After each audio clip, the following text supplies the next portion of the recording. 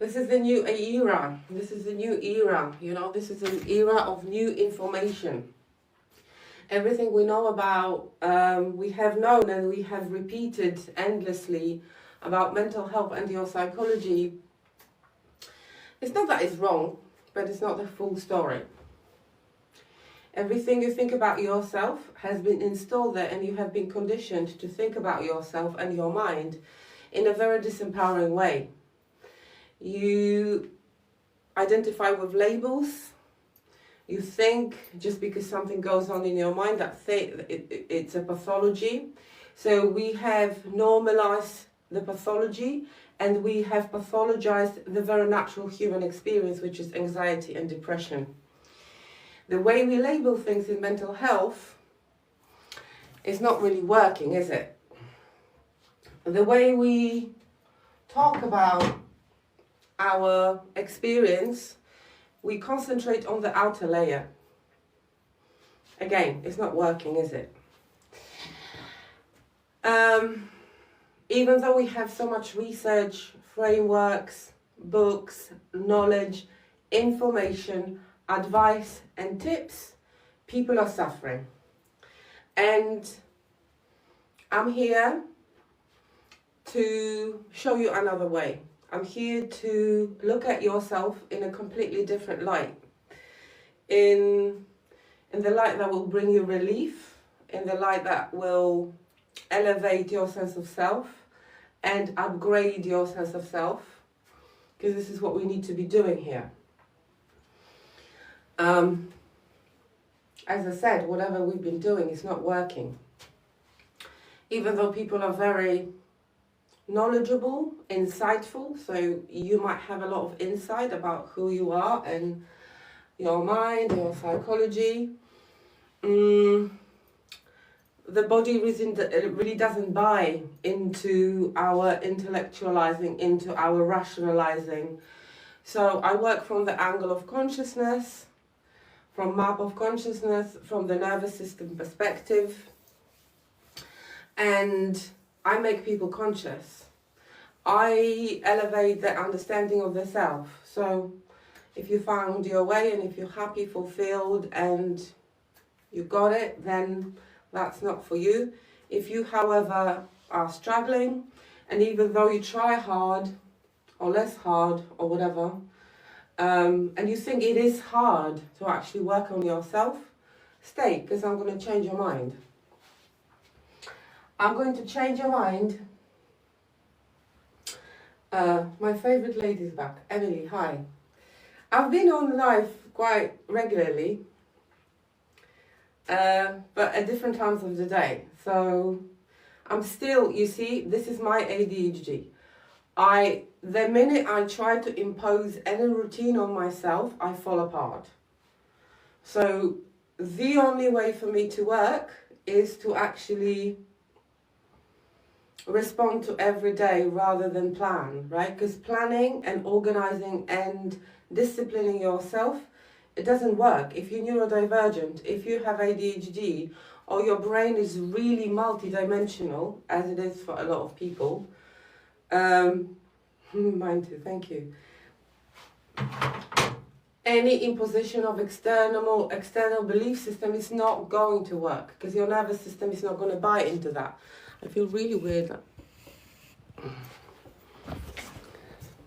Oh, this is better.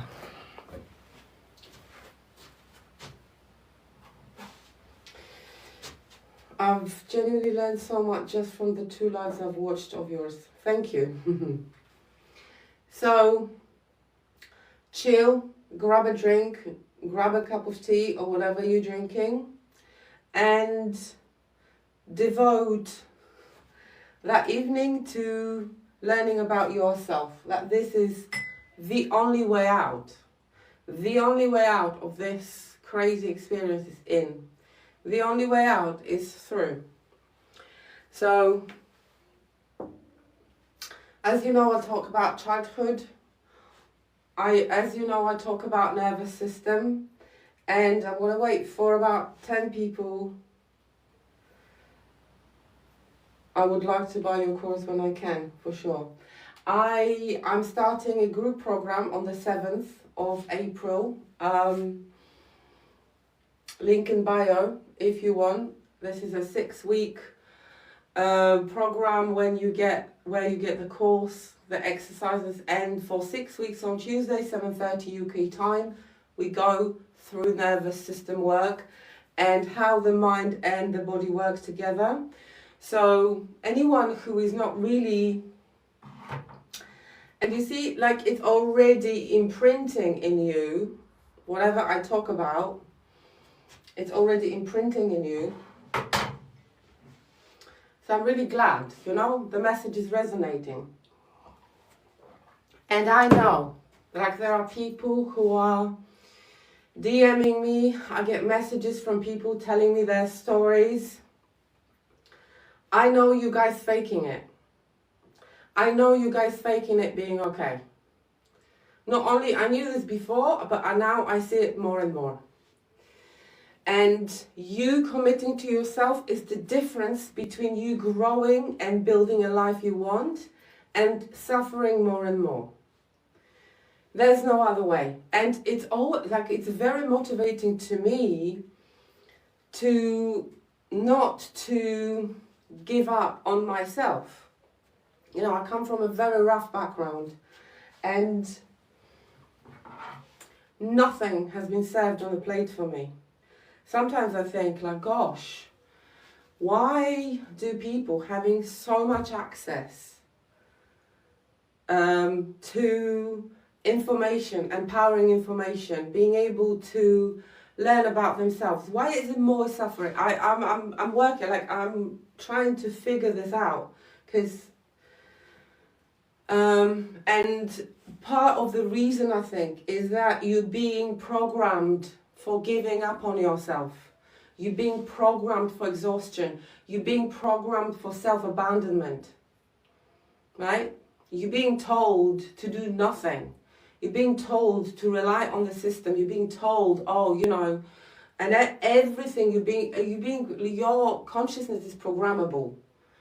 So if you don't do anything about yourself, if you don't actually commit to yourself, and don't think about what that commitment is, but choosing yourself, selecting better, raising your standards about who you are and how you can act in the world, and creating your world and your reality, your family, your relationships from the center of yourself is the best feeling in the world.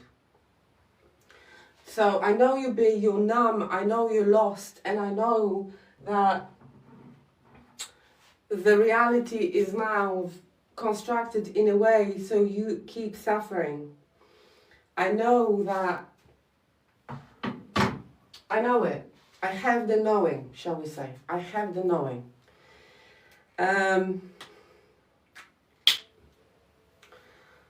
So as usual, I have kind of a main structure, a gist of what I want to talk about. But today, I want to talk specifically about change. Like, how do people change? First of all, change in you is something scary, right? Evolutionarily speaking, change, doing things differently to your parents, meant death. Because think about it, evolutionary, you programmed for belonging to a tribe, for belonging to a group.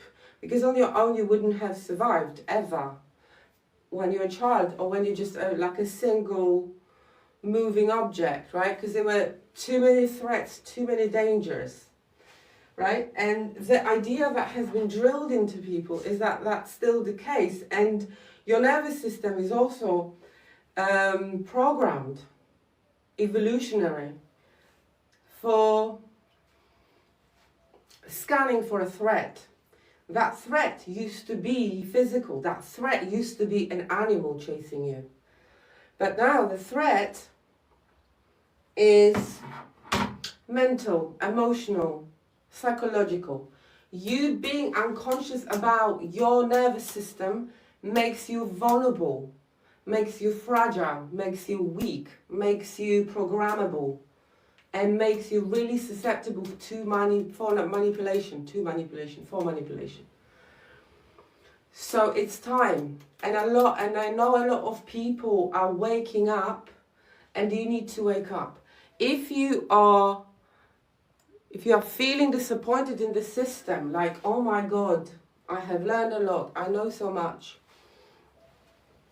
I've been to this doctor and this healer, that's definitely, for you. Consciousness work, nervous system work, is the only sustainable way in which you can help yourself daily and become an expert on yourself in a way that makes you free, and free from being dependent on others and other things, on things outside of you. Again, this is how the system works. The system makes you believe that you have to go somewhere, see someone, pay someone to understand yourself and to tell you what to do and how to be.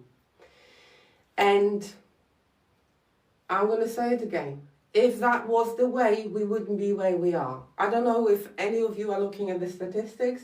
I regularly do. I go on the BACP website, which is British Association for Counselling and Psychotherapy, which I used to be a member of. I go on mental health. I go on the Mind charity when I did my placement, and I worked for them for free. So there's a whole plethora. Hi Eleni, good evening.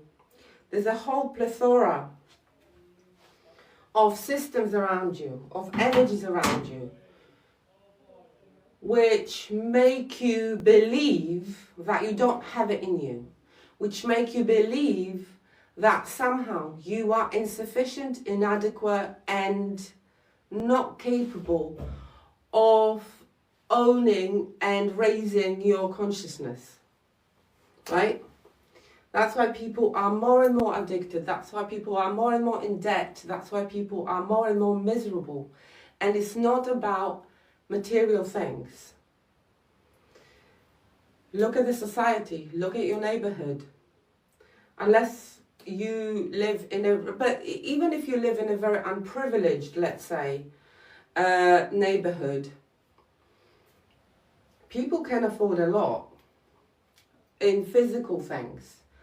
And if you live in, like, privileged, even though I don't like this word, neighborhood, it's not what you have and where you are, it's how you are. It's not what you have, how many friends, the job you do, or career you have. It's not about having, it's about being. So I'm addressing things at the core level, at the root level. And your anxiety and depression, being lost, numb, empty, feeling like there's a void inside of you, it's all about your nervous system. It's all about... Emily, how did you feel mentally in your 20s? Ah, what a question. How did I feel mentally in my 20s? Like there is a tiger chasing me. And you would have never guessed. Because I like on the outside, so I was engaged to someone who was very possessive, and I called it love. There was a lot of friction, and there was a lot of, he was the love of my life, let's say. And I thought that, and we were engaged at some point, whatever. But on the outside, you wouldn't have guessed, because I looked like a person who is holding it together. This is what we all look like. We don't share ourselves, right? So on the inside, I was screaming. On the inside, I was struggling. On the inside, but I didn't show it. You see, this is called masking. I was masking how I felt. My nervous system was in the fight mode, so I had this sense of intensity. I was constantly on the go. I was disconnected from my feelings, from my emotions. I didn't want to name what my body already knew, This is a very common phenomenon in people in relationships, and it's still, just because we drive cars and travel to a hot country on holiday just doesn't mean that our consciousness is different to what it was 100 years ago. The brain doesn't develop this way. The evolution, the physical evolution, doesn't happen the way the technological evolution happens. So when I think, modern human, there's no such thing.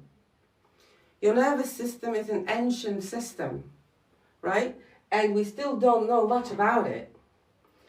So this is how I was.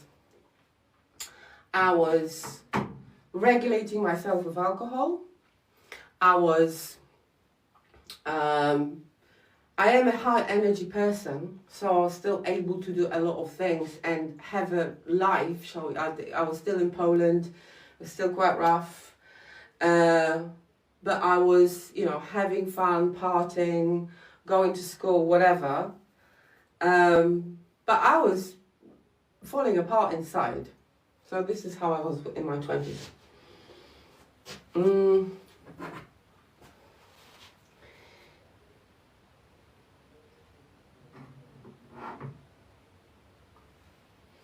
So just because you have 20 pairs of shoes doesn't mean your feet have different needs than 100 years ago. Just because, like, you are an organic, you're like a tree. Think of yourself as a tree, right? And people think of themselves as, I don't know, a persona, ego. What is being hijacked now is ego. Ego, right? Ego is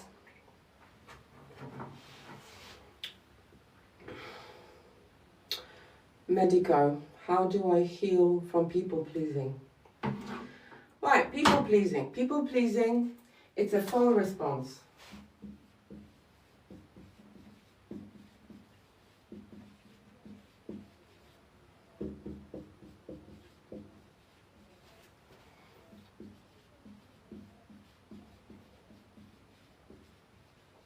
Otherwise known as good boy, good girl syndrome, is your sense of self is practically non-existent. In traditional psychology, what is being said is you have an external locus of control. So you don't come from your center, you don't come from what you want. You constantly ruminate about what other people think of you and what they might want from you. You keep guessing. And you keep saying yes while your body is screaming no. Right? So you are assuming that you know what other people are thinking. Any archetype is layered, right? I also use alcohol to regulate sometimes, but I always regret it. Yes, medico. Any archetype, anything that you have as a personality, you think of yourself as a personality, has 3 levels. Physical level, so body, so nervous system. Emotional,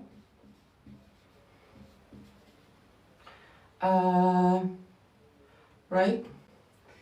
And then mental. Psychological layer, which is where you are conscious in your mind, ego story. Any archetype, in this case, people pleaser,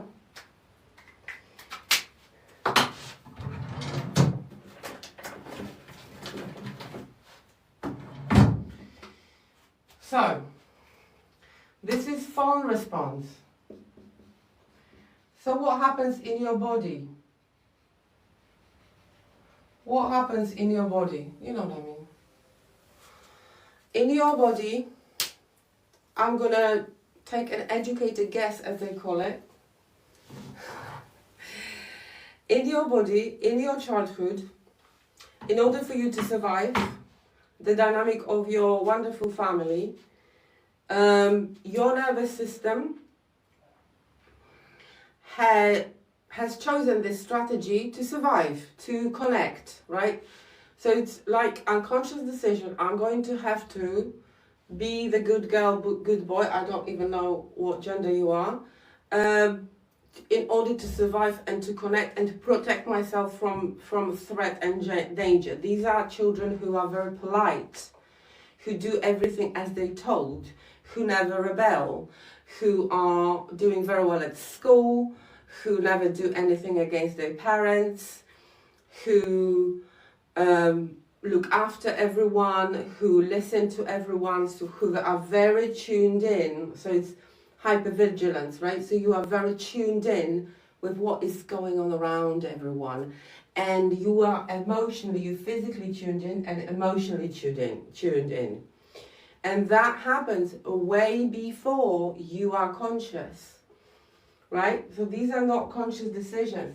These are nervous system, these are conscious, unconscious processes. Emotionally, in fawn response, which is part of sympathetic response, there's a lot of fear, shame, guilt, right?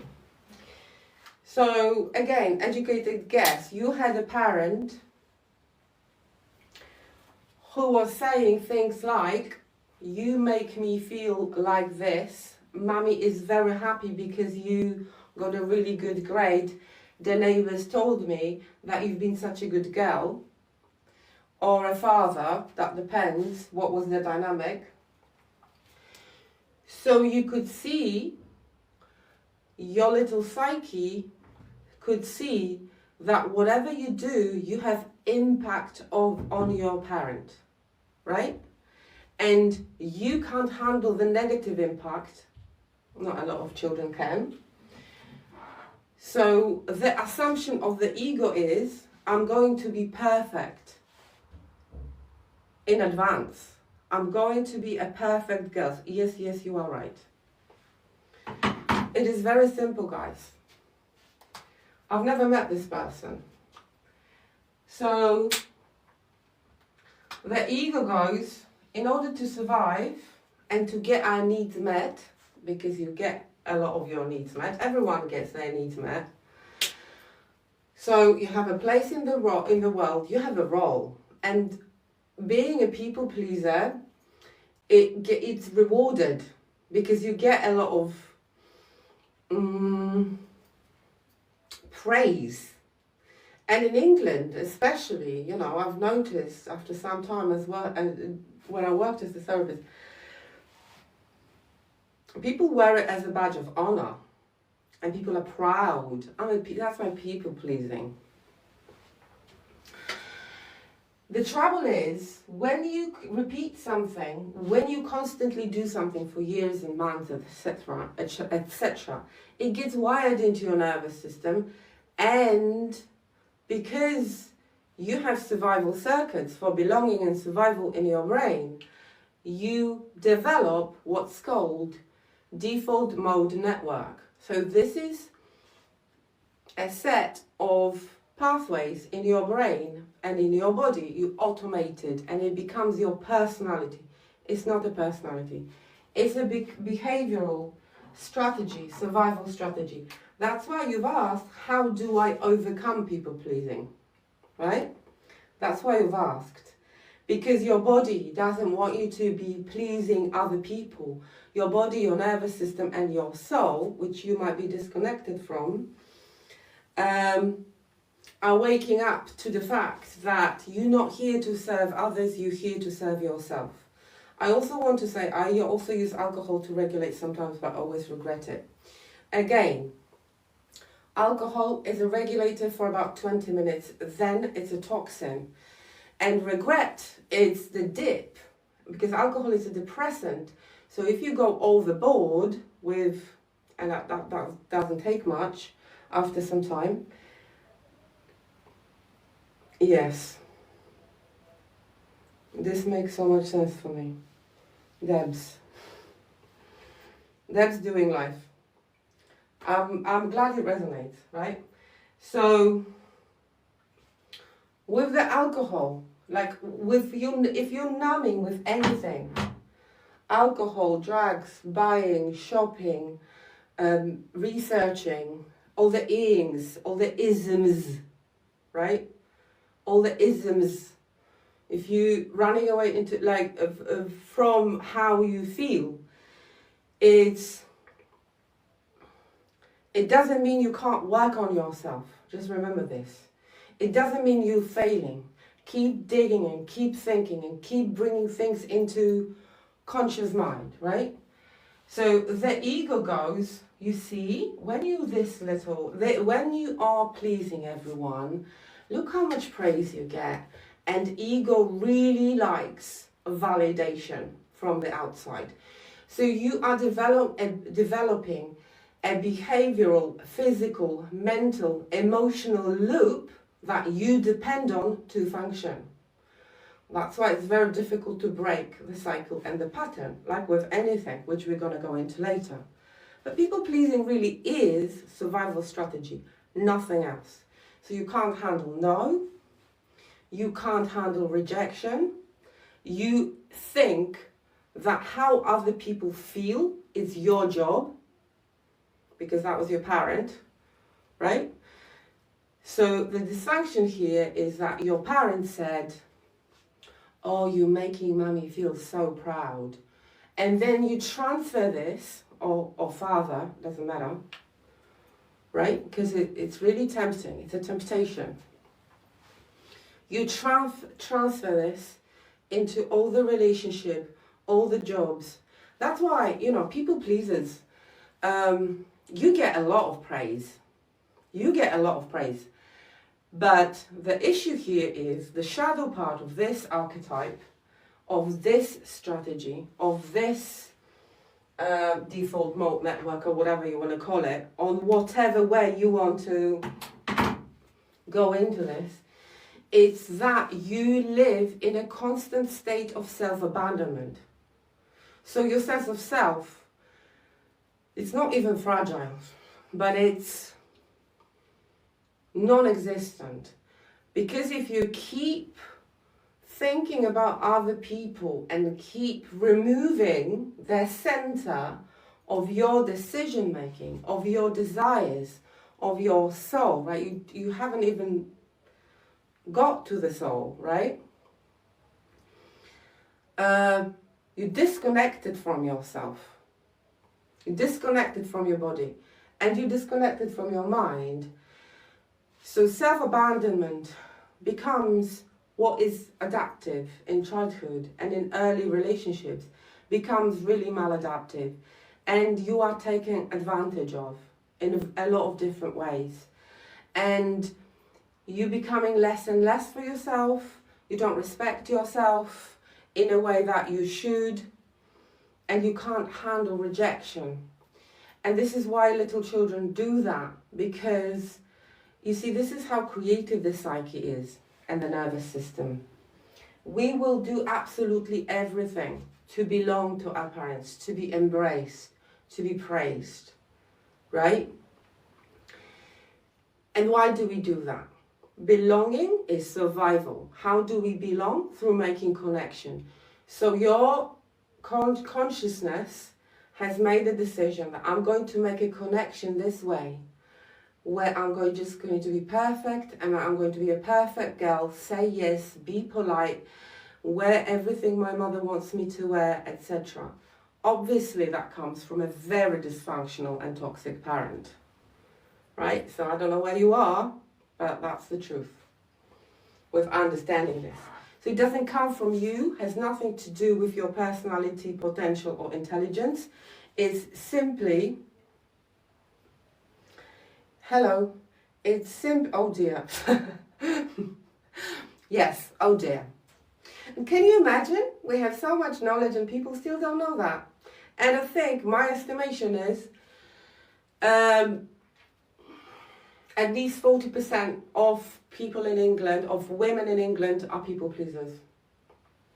because it's been praised, like English politeness. And again, psyche is being formed in the context of the family is being formed in the context of the culture, and English culture is what? Being direct means being rude. So politeness, being a good girl and good boy and not being naughty, everything is labeled as rude. This is a very weird thing, right? Got a section in my notebook with your name at the top for everything I learned from you. Thank you very much. Thank you. You can thank yourself, you know? Everyone is able to learn. So the ego goes, this is how we're going to do life. Look how much praise you get. You never get rejected. It's nice to be nice. And nice is, in England, again, like a virtue. He's a nice person. She's a nice person. So the outer persona and ego is all about the outer. How you are being perceived. It's not how you fucking feel. Excuse my French. So it becomes maintenance project. So what you are doing in your life later on, you are maintaining a perception, and that perception is only in your head. Maybe it was in your mother's dysfunctional, chaotic head, but not in healthy people. This is not how you're being perceived. And whoever is taking advantage of you and using your people-pleasing tendencies is not your friend. You keep apologizing for breathing. You keep saying sorry when you've done nothing wrong. You're saying yes when your body is screaming no. And that creates disintegration in your consciousness. So it's a very hard way to be. And do you know when it's check time? During menopause. That's why younger and younger people, women, are experiencing menopause, because they're running their life from the level of the ego and the level of the lower mind, which is the ego, and they keep abandoning themselves. And in perimenopause, when the estrogen goes down, the body goes, no, I'm not having it. Stop abandoning me, stop forcing me, stop getting me involved into the things I don't want to be involved. Where is my joy? Where is my pleasure? Right? So you're not meeting your needs. You're absolutely not meeting your needs. Okay? This is not to say that only women are people pleasers. Men are also people pleasers, but they have a very different way of meeting that. So they're helpers and heroes, and they please people differently, and they abandon themselves differently. So this is not only female thing. It's not archetypally. It's not absolutely. It's a very common strategy. And people pleasing can have very different flavors. So I had my own version of people pleasing, but it wasn't by saying yes to everyone and just being nice. It's by being a helper and a hero and a rescuer. So that's another form of people pleasing, which is not within mainstream understanding of it. So, you know, like you have people within families, men within families, who will always do everything for everyone and fix everything for everyone. And they will, you know, extend their way in any way then they can help. There are people who are helping financially to family members. That's the problem, right? Unconscious consciousness, shall we say. So if you're unconscious about yourself, so you don't know how you operate, you also don't know how other people operate. So your assumption that you know people and you know how people function, you can really put it aside, because the only thing you can actually work out, and that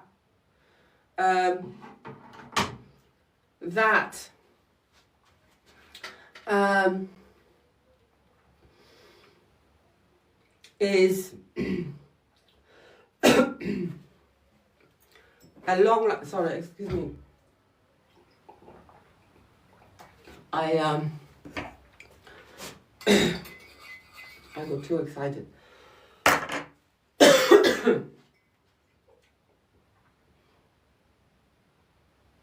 Hi, child of the light.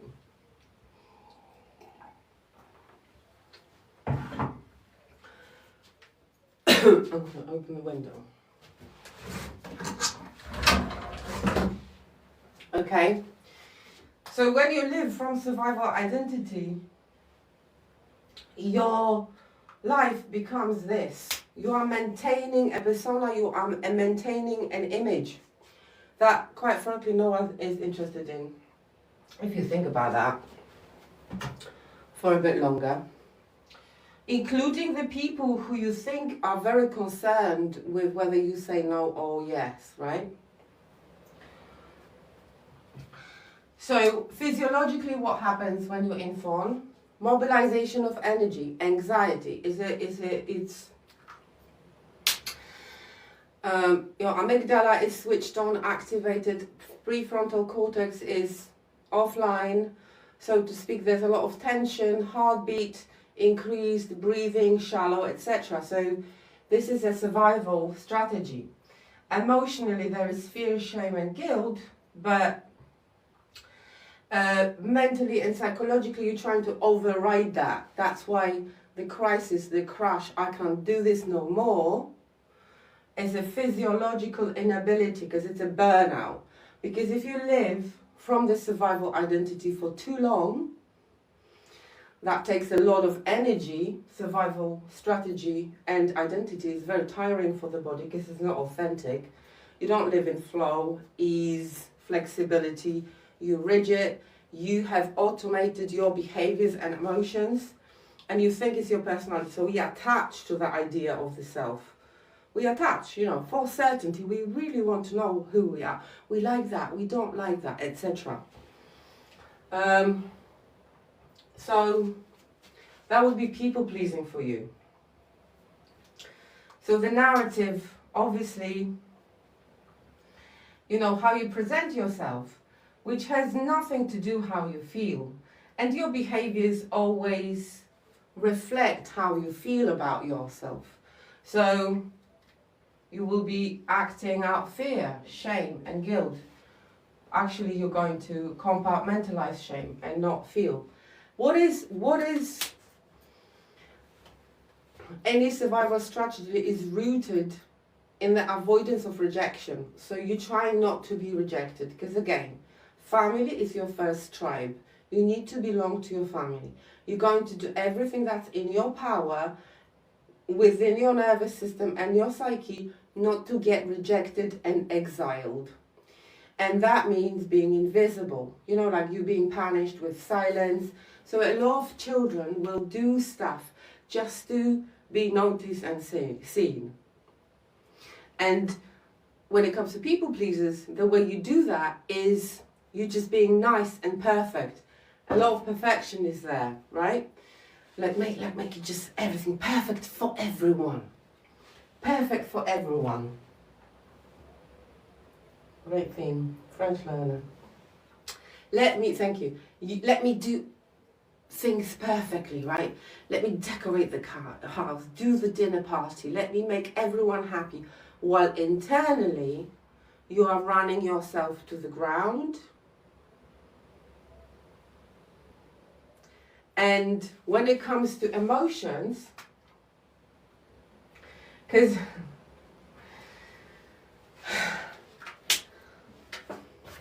whatever level you identify with, soul,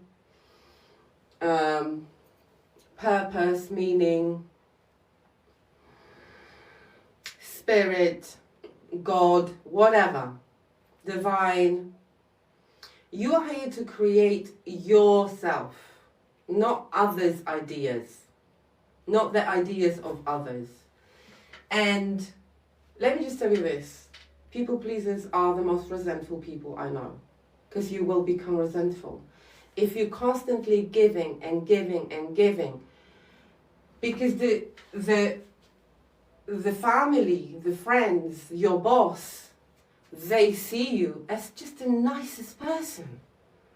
And it's almost like you are maintaining that image, but you are maintaining the image, you are projecting, like everything is a projection in human relationships. You are projecting that image onto everyone. So obviously they're going to say, okay, right? And people are so caught up in their shit that they're just going to take what you give them and not give back, because A, you never ask, you never admit that you are tired, exhausted. You always like, drink more coffee, have some wine, mask it somehow, numb yourself, disassociate it whatever way. Alcohol is a disassociative agent. You're just going to not feel that resentment. You're just not going to, right? Resentment then over time turns into anger, and God forbid, women cannot be angry.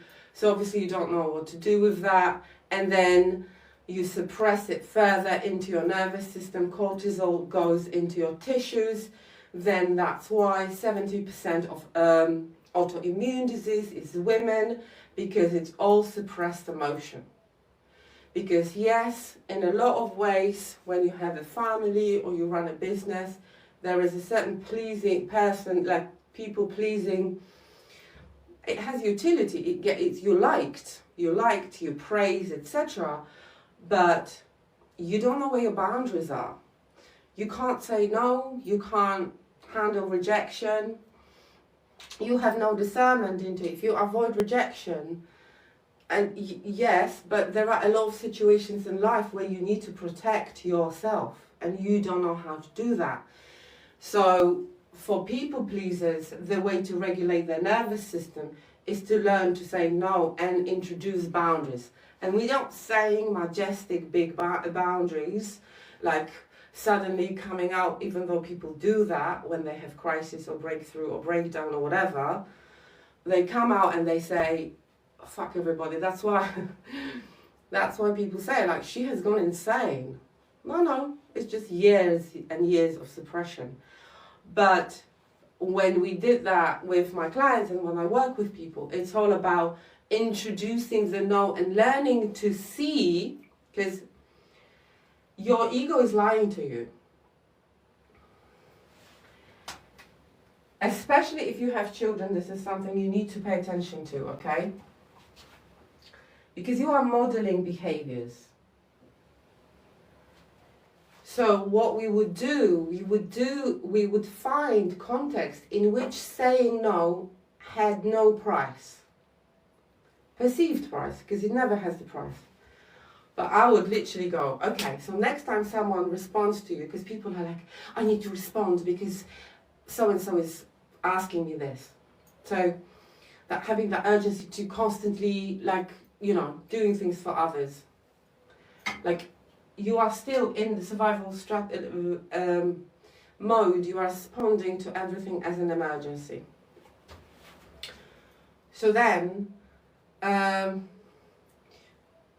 would say, okay, so who is texting you or WhatsApping you on a daily basis? No, my friend. Okay. So next time they text you or whatever, WhatsApp you, message you, you wait. You practice the pause. The way to learn to find a space between what happens and your reaction, because you're reactive, you have automated those behaviors. You don't even think, you do it, and then the burnout happens. After you repeat the behavior many, many times, you practice the pause. You introduce a pause. You still may respond, but you make a choice rather than react. So you being responsive rather than reactive. And just so you know, good girl, good boy syndrome and people pleasing makes you extremely vulnerable for abuse. Because it will be taken advantage of. You will be taken advantage of, because not everyone is here to treat you equally with them. A lot of people are here to dominate you and to suck the energy out of you, and you are a perfect prey, because if your assumption is to please people and to do everything they want from you, yeah, that's fun for a lot of people. They take that it's thrilling for them to manipulate you into doing whatever happens, whatever they want you to do. So if you do have children, be mindful of the fact that you are modeling this. And if you are a people pleaser, think for yourself, who was people pleasing in your house? Was it your father? Very often it's the narcissistic mother was the dominator, but the father was the one who was people pleasing. And very often daughters become like their fathers. Right? So the family dynamic, the first layer of your conditioning. This is where it all happens, right? That's the first archetype. Second archetype.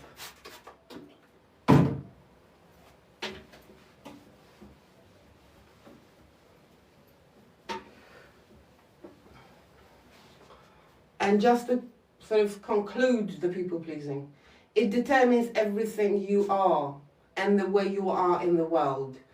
It determines your career, it determines your relationships, it creates a ripple effect in your reality, and you attract all the people who are seeking this kind of behavior, who are seeking to manipulate you. Your boss will use that, unless you have a really, but you know, it's like you are perfect prey, right? So if you have children, be mindful that you are showing them how to be in the world. So when you have a daughter and you are a people pleaser and you don't know how to say no to her, just so you know, if she can't say no, she can be in a situation because her body does it, because just as your body, you can't handle the no, you can't handle the boundaries. She will be in the situation where she would need to say no and put a boundary in, and she won't know how to do it because you are modeling the behavior and you are modeling the baseline for her nervous system. Right?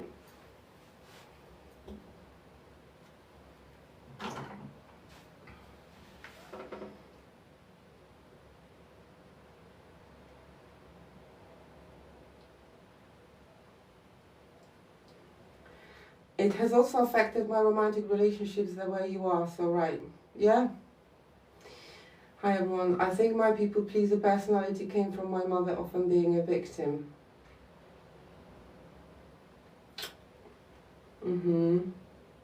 So who was the perpetrator?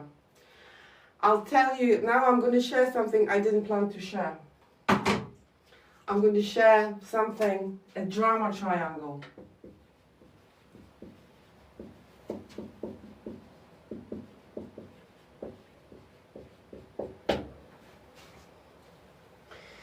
This comes from a transactional analysis methodology and framework, which is one of, you know that I don't like frameworks. But this has actually to do with the unconscious psyche and subconscious part of the psyche. So, and that's what I believe in, that this is all driving us.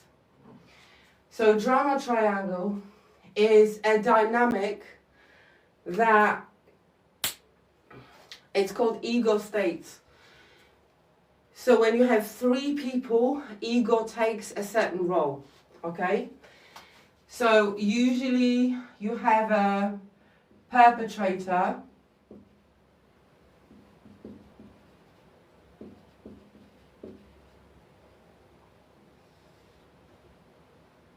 enabler,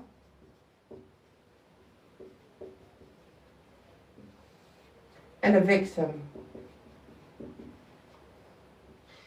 And there is a transaction going on at all times between those people, unconscious until now. Okay? That's why people who manipulate you, they use triangulation. Because it's very hard to manage the dynamic between two people who are strong, capable, etc. So, you know, when you have an abusive partner, or when you, whatever, or a parent, right? They always say, but because so-and-so said this and this, that's triangulation. Because it confuses, right? So, in here, obviously there are really obvious ones, but also this is people who are narcissistic. These are people who are tyrant. These are people who are very dominant.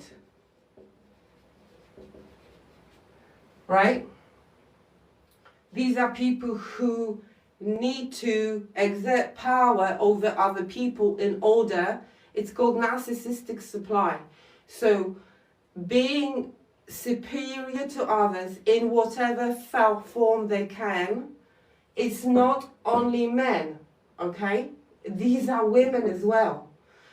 So to be dominating another person, it's their food. This is how they feed their ego. A person with a toxic, broken relationship with themselves has a broken, toxic relationship with their ego. And that ego is hungry. And that ego needs food. And it's called narcissistic supply. So they will find a way to put you down so they can feel better in a moment. Dominating, exerting power, feeling powerful over you in whatever way. That's why abusers, narcissistic people, tyrant, dominant people who are very unbalanced and they're seeking to dominate you, they will do this in a lot of ways. Okay? And then children are usually here. Okay?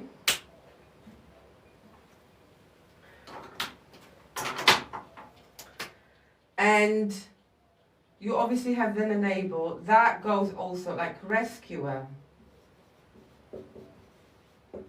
Or dad didn't mean it, or mom didn't mean it, or you know, she's going through a very hard time now, so she didn't mean to. So this is a drama triangle that goes on very, very often. If it's not made conscious during life, it manifests itself in relationships and families. So you just transfer it.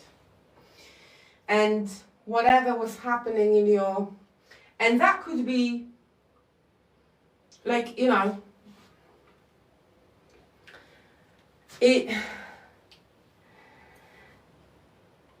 I'm going to say something really triggering for some people, but it's the truth. This is what I see online especially. Even if the father is not present,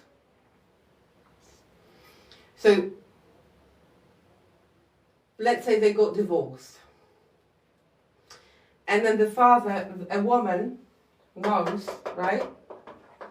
A woman knows that the father is not good, is whatever. She divorced him, right? But she'll still say to the child, but your father loves you, even though the child doesn't feel loved. So you will keep enabling and rescuing this dynamic at all times if it's made unconscious. And there is a girl on here, on TikTok, that's a recent phenomenon.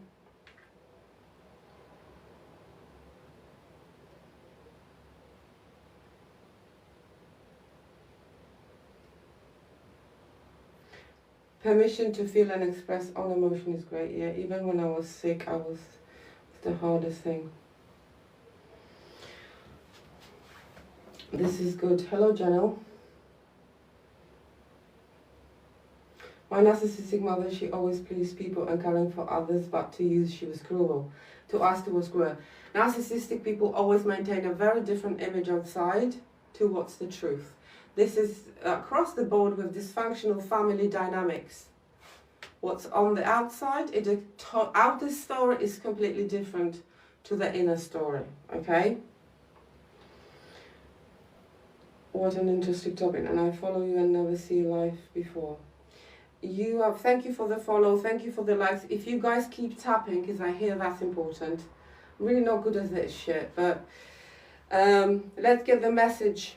Let's get the message, because my content is not being promoted, because apparently I'm, I don't know, too controversial or something. And that's another thing. You guys are being kept unconscious about these things on purpose, because knowledge about the self is power. Knowledge about the self is ability to come out of survival. Knowledge about yourself is ability to upgrade your identity to the identity that is asking bigger questions, raise your standards, and wants more from life. And no political system or any system, any country, wants their people to be conscious. I feel anger inside because everyone thinks she's an angel. Yeah. Right? So this is a drama triangle. If you want to look it up, it's transactional analysis, it's called, the whole framework. That's ego states. There are different ego states. A lot of different ego states.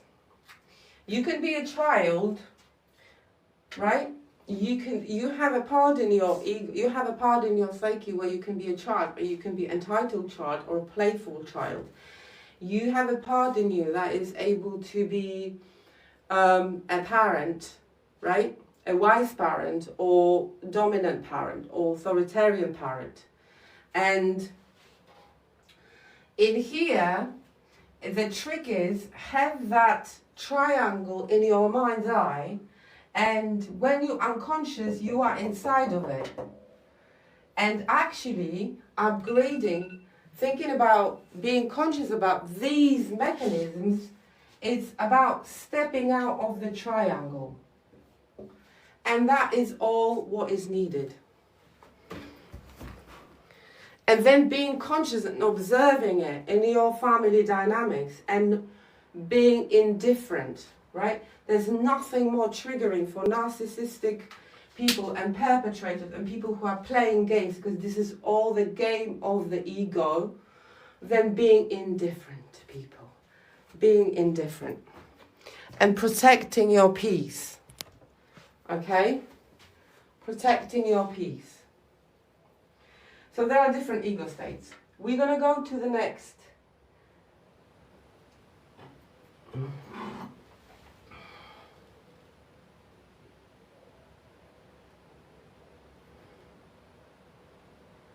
Yes, okay. You explain things so well. The only reason you, like people, understand these things, it's because it's already in you.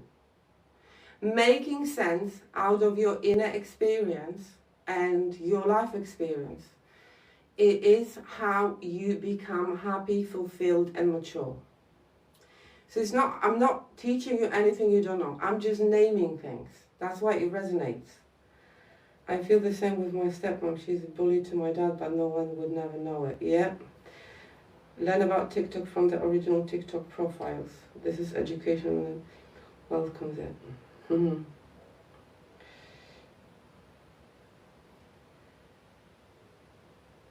They try hurt through others closer. How about go? How can you be indifferent?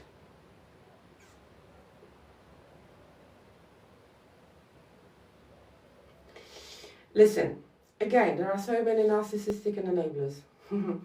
Confirms my point. Just because we're driving big cars and have big homes, psyche, it's a vast realm. And 85%, and I'm really being generous here, it's unconscious. It's just that you're being kept stupid by dumb stuff. and you're keeping your attention to stuff that really doesn't translate into better inner experience, right? All the psychology approaches and frameworks did include that knowledge until 5 minutes ago. Until 5 minutes ago.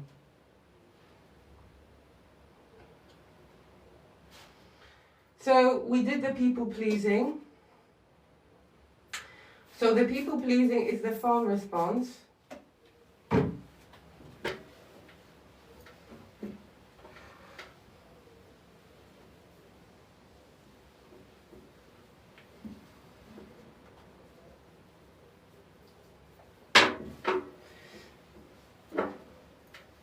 And now we're going to do fight archetype.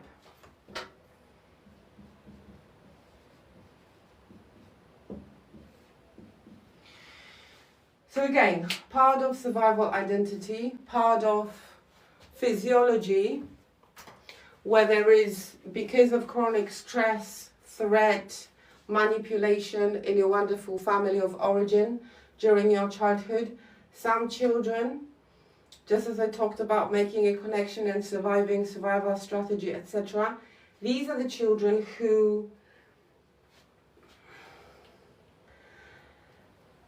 deal with the stress and make a connection by doing and committing to the outer environment, right?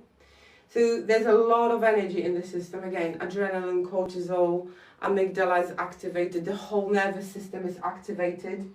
And then, so physiologically, it's a stress response.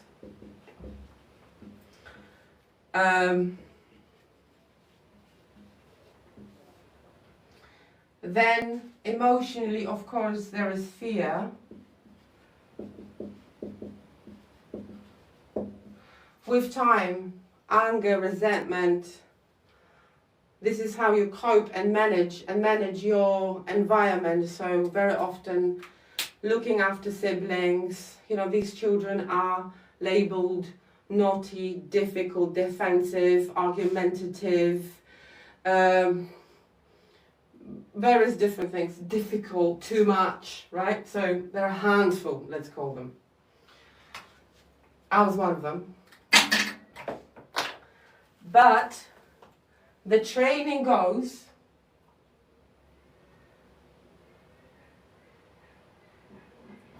Tamara, Lenny, life is happening on the inside and only there. That's true. It's called the drama triangle, and the framework is called transactional analysis.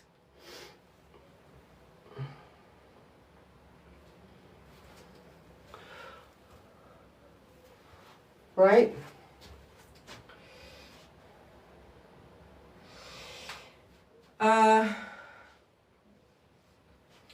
So in here,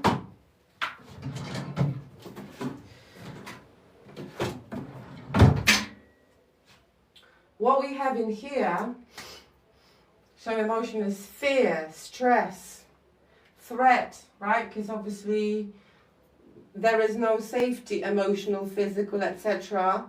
But you're a different kind of animal. There is the, you know, that's not the perfect girl, perfect boy syndrome.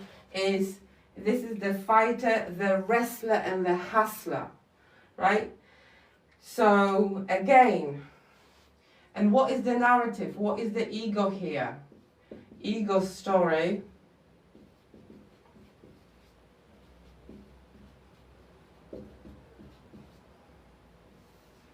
What is this? So the ego goes, we're only going to survive and have our needs met, that's unconscious, behind the curtain of consciousness, as I call it, and for the first 7 years of life you are unconscious, you are in hypnosis. So you are being programmed.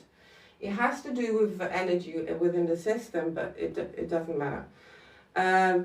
So you're making a connection by committing over, we're committing to the environment, so you are a doer. right? That's your human design. And it has nothing to do with the framework, if anyone is interested. You are, you engage with what is around you.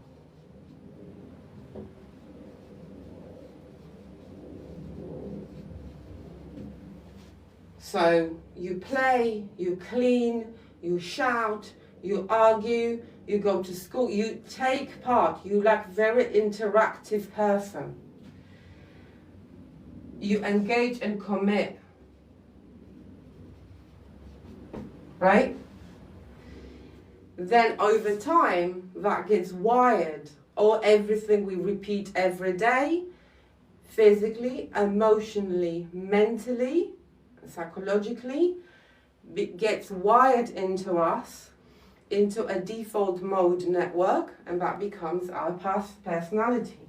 So if you have a child who is like that, then that becomes an adult who is doing everything 150% at all times, 24/7.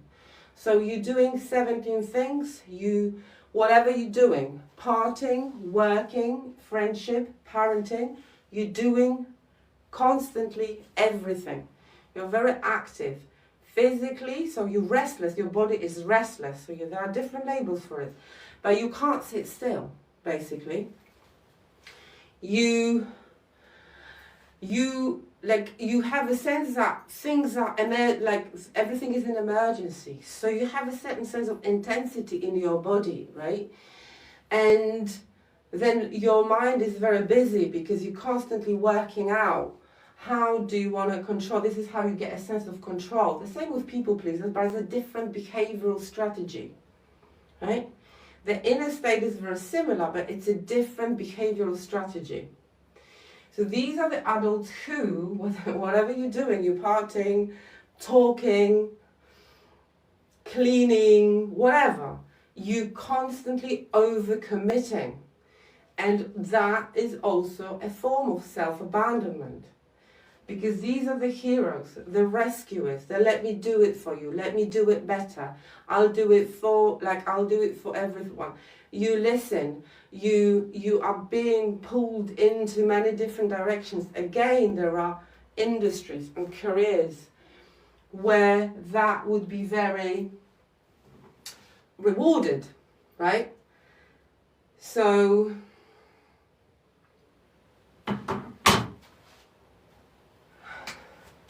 literally, you are a fighter. People who have warrior energy, like they call themselves, are just like every day is a battle, like, right?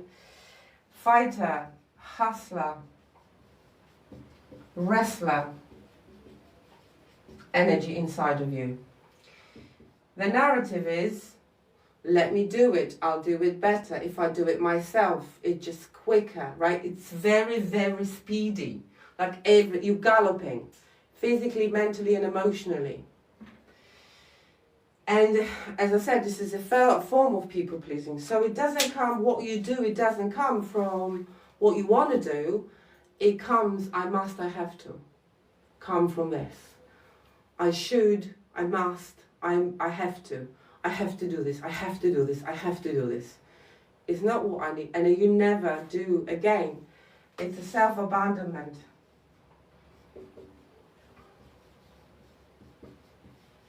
Archetype. Just as with a people pleaser, it's a very good adaptive response and it has a lot of goodness, but it also has a shadow part.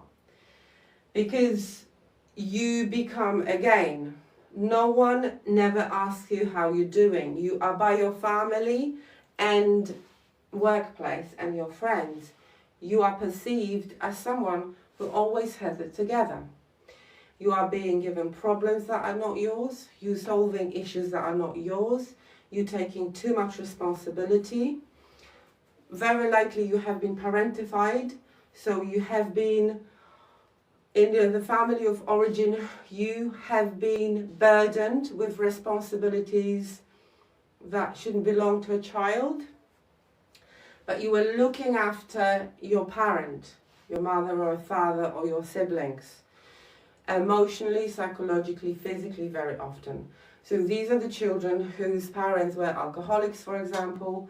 They clean, they show up for younger siblings, they look after everyone, they look after the household, and they also are part of this, you know, image maintenance, so they never share anything at school. They are very scared internally and frightened about everything, but they never say anything. That intensity, and that is one of the, like, everything is actually, I was, right? That was me. Good. I want you to recognize yourself in this, right? So you abandon yourself, and there comes a point in life, this is a perfect candidate for burnout and crisis, and people don't know why. This is the ego state. In the context of transactional analysis, this is try harder ego state. I just have to try harder. I'm just not trying hard enough. So the way you control is by pushing and forcing harder.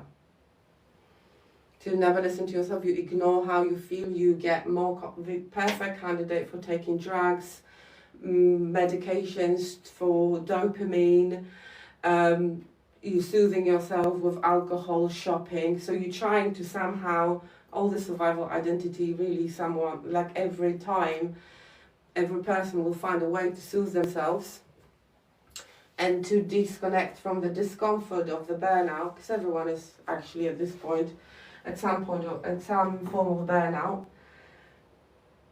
So the shadow is, you know, there comes a point to, if you're a partner like this, you will do everything. No, don't worry, I'll do it. No, don't worry, I'll do it. Again, not specific to gender. Because I know a lot of heroes who are men.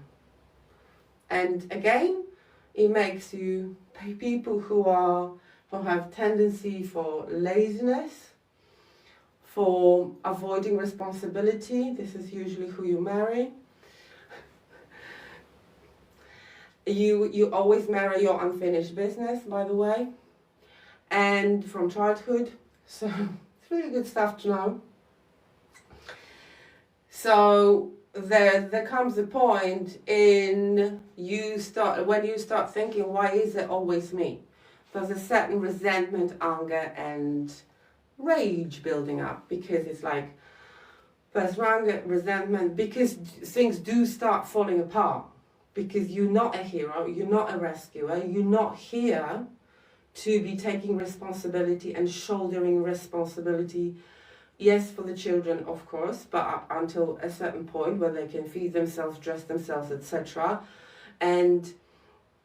But not for adults. But it's usually people who then, they take responsibility for the spouse, for the parents, for the siblings who is constantly in crisis, whatever, financially, finding problems, and it's like your brain and mind and your psyche is constantly, you're not present for yourself, and that creates a burnout crash, and you're going into a wall, right?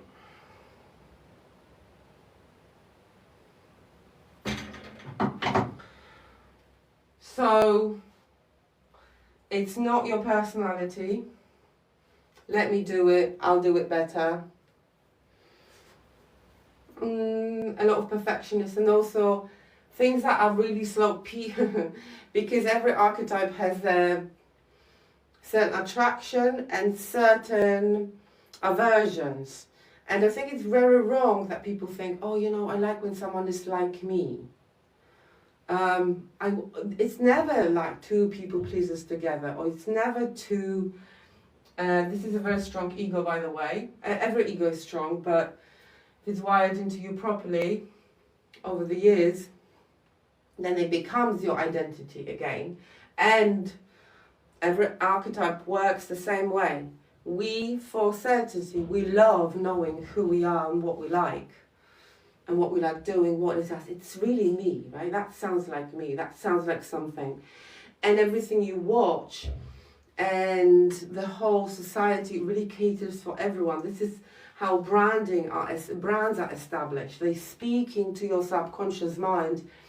And I want to belong to, right? Because people pleasers are thinking they're soft and they're nice and everything. They, pretty things speak to them.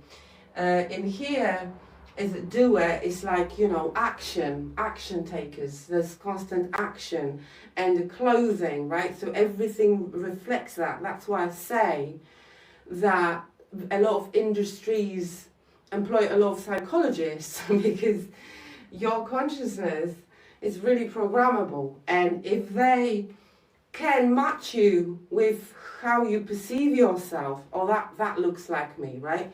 This really matches my whatever image I have of myself internally. If something matches your image externally,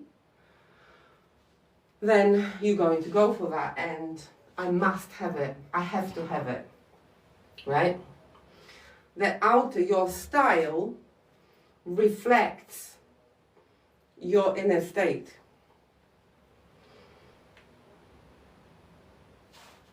So there is a lot of maintenance here, right? Because as I said, outer really express it, manifests on the outside. So yeah, that's the fight mode. Physiology, emotion, and mental state. And then you have action, and you always say action, just like in people pleasing. What you do, action, behaviors, habits, they are the last part of the sequence of your existence. So they don't come from whatever you do, whatever you're being told to do. They come from, you also have a very rebellious nature here. You don't like authority. People pleasers love authority and being told what to do. Rebels and fighters, they don't like being told what to do. They work in a very specific way. They work on their own. They're very independent thinkers. They run businesses that way. They parent this way. And again, psychological intimacy, because by keeping themselves strong, what they find vulnerable, it's very different, right? So every archetype has different blind spots, different vulnerable sides. What people pleasers finds vulnerable is very different to what this archetype finds vulnerable, right? Because for you, you are a yes person and you can do anything. What you find vulnerable is softness, slowness, silence, people who are slow, people who are, you're very extroverted here. So your emotions is outside, you're extroverted, right? So it's very, very important to know your type, who you are, because you have your strong sides and you know what, you should know how you should challenge yourself, because you're here to grow and become the full version of yourself, that's a childhood pattern. And it will serve you in dysfunctional settings, not in functional. Someone is healthy, they don't want you to be doing everything for them.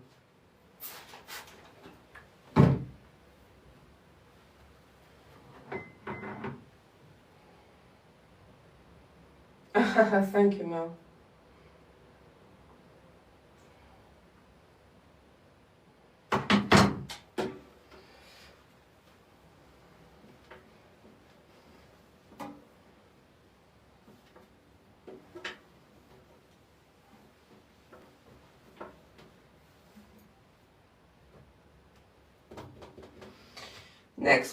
Next up. Oh my god, my throat.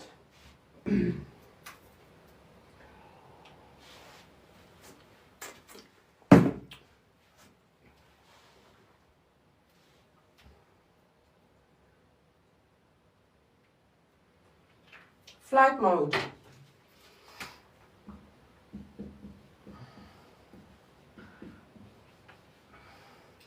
So really survival identity has fight, flight, freeze, fawn and hide. So we have done the fawn and fight. Now we're doing the flight. Each one has physical layer, nervous system layer. Then that state creates an emotional layer, and then you have the ego story, the narrative, and then you have the actions and behaviors. So knowing your type, knowing your survival identity expression, knowing your pattern is also determines how to undo them. That's why methodologies in psychology and therapy, they don't work, because people are different internally. And now we thought, okay, cognitive behavioral therapy or existential therapy or whatever. So if this style of therapy or the help you're getting is not matched to who you are internally, it's not going to work. Flight. Again, physiologically, what's going on? The same thing, because this is all the same thing apart from hide, which is depression. These are all expressions of the anxiety. So, mobilization of energy, just like animals have. Amygdala activated, prefrontal cortex deactivated, offline. Tension in the muscles. Adrenaline and cortisol biochemically running through your veins. Shallow breathing, increased heartbeat, redness, whatever. But energy goes into legs and arms, usually, right? That's why in anxiety we shake. That's why our gut is going haywire, right? So all the IBS is anxiety. Everything is connected with the nervous system. Mental health is not really mental.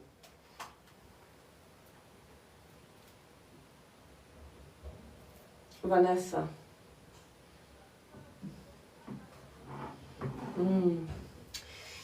Well, Vanessa, at this point I'm going to say enroll in my program or do the mechanics of mental health that is self-led.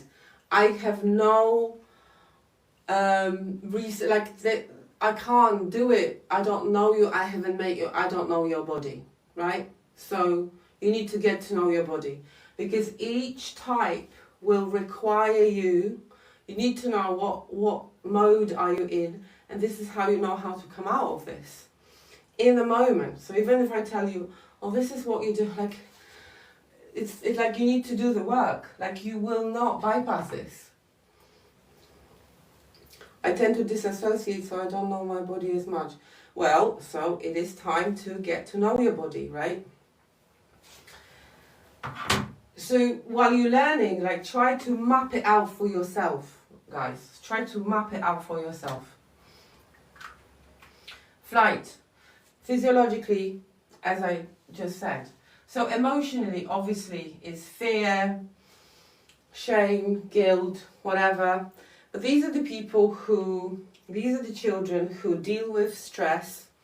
Usually it has to do with the nature of the child. So there's not as much energy in the system. Birth order, so if you are third child and you already have, that's why children are all different, you already have someone who is fighting and being naughty all the time, so in the fight mode, and the fawn, so the people pleaser. So really there's too busy, that's why, because we are unique and we want to be unique, this is how we make ourselves unique. So then the flight mode, these are the children who literally flee the scene. Right?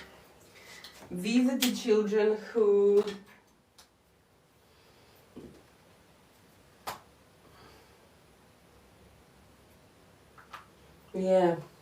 mental health is not mental. That's what I teach in my course, Mechanic of Mental Health. So flee the scene, disengage. So fight people engage, flight people disengage, detach.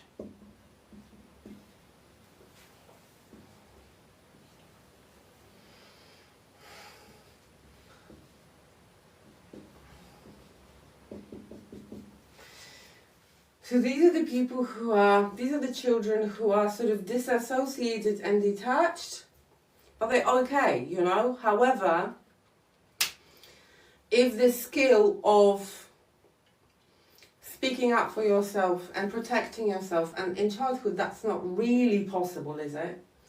Especially in dysfunctional families when you don't have a voice and the roles are really established and the family is really rigid, and you are being perceived in a certain way. So basically you avoid. When I say that archetypes determine your attachment style, that's that. These are the people who are anxiously avoidant, okay, in their attachment style. Because they avoid confrontation, intensity, etc. They just avoid. And they undercommit. They don't get involved. They flee the scene. They detach. They don't develop a sense of self. They can't speak up for themselves. These are the children who you would say are shy. This is how we label them. And they're not really taking into consideration. There's usually a lot of chaos. They are being suppressed. So they don't get any, like children in dysfunctional families and in shitty childhood, they don't get their needs met, do they? How to exit survival. Link in bio. I'm starting a program on the 7th of, which is Tuesday. We're doing my course. For 6 weeks we're going to meet for an hour and a half every Tuesday, 7:30 UK time. We're going to go through the material. You don't have to participate. You can have your camera off on Zoom for an hour and a half. I'm doing the teachings. You have a workbook. You are constructing your map out of survival, which is very unique and specific to you. As a bonus, I'm throwing one session with me for an hour and a half when we're going after your specific pattern and how to undo it. The program is called Exit Survival Identity. And it costs £325. It's 2 years of therapy in 6 weeks, guys. When is this? It starts on the 7th, which is Tuesday, 7th of April, online, on Zoom. Link in bio or DM me and I will send you the link. I also have where you get my course, right? When you take part in the group, you get my course, Mechanics of Mental Health. If you don't want to be involved in the group and you're learning on yourself, you like learning on your own, then the same material, similar material, without the group and without the session with me, link in bio. My course is for £149, 10 hours of material. 8 hours of nervous system and 2 hours of practices, 28 practices to choose from. 4 to 5 minutes, grounding and anchoring your nervous system. This is how you exit survival. What does it cost? 300. The group program cost £325. 6 weeks of learning, exiting the survival, going through the material, and during the program, if you want to, at whatever point, session with me when we're going after your specific patterns and we deconstruct them and we change them and we upgrade you to where you want to be. So, flight mode.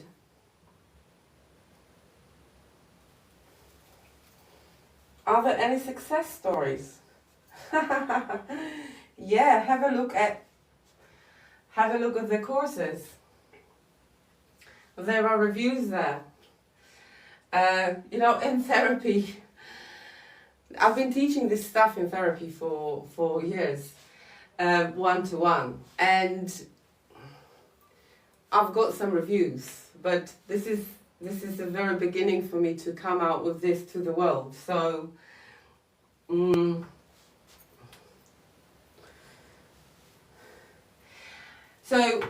not commute, avoid and shy. This is the people who then they can't really take their place. Right? So it's very difficult to engage, to speak up for themselves, to say anything, and they just avoid. And they're introverted. So what that means is extroverted people externalize their state, and introverted people internalize their state. So they don't say much, they don't speak up, they don't go. So I'm going to talk about the shadow in a minute, but I want you to get a flavour, right? If this is you, right? This is like social anxiety. That is social anxiety. So this is where you find people threatening. Your nervous system reads groups of people as a threat. So anxiety is being expressed in a lot of different ways. And flight mode is this. So you can say, like, people with OCD, they are looking for control, they're seeking control, because your nervous system is constantly seeking control and certainty. And it gets filtered through the level of your consciousness, through the state your nervous system is in and your mind. So this is social anxiety. Your nervous system reads people as threatening, and it's your perception, it's nothing else, right? So you tend to isolate, avoid, you are being aloof.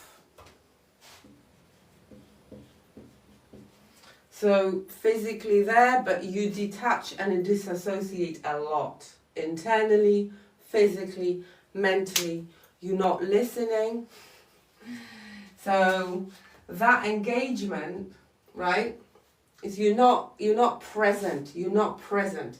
Fight people are overcommitted. You're undercommitted.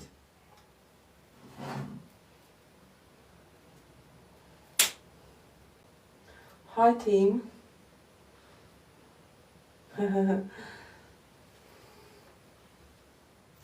Oh wow. It's midnight here. Okay, so shadow part is whatever we do, every behavioral strategy we choose, we tend to overdo it. So we over-isolate.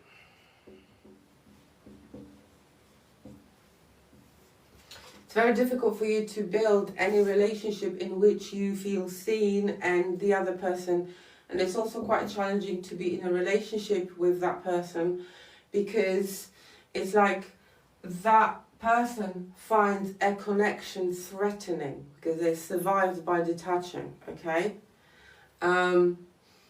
So again, different things you find vulnerable. And not sharing yourself is the biggest loss here, because these people are usually very deep thinkers, right? And they understand a lot, they know a lot, they're not talkers. Extroverted people are talking all the time. When you're talking all the time, you don't think deeply. So introverted people have a lot of depth.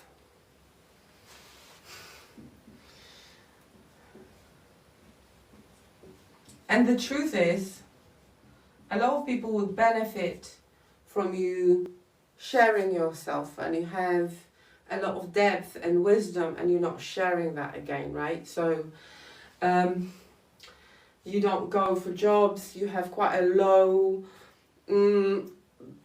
perception of yourself, low stuff. No, I'm not important, I'm not right. So the ego story is, I am not important. My contribution is nothing. I mean nothing. I'm not important, right?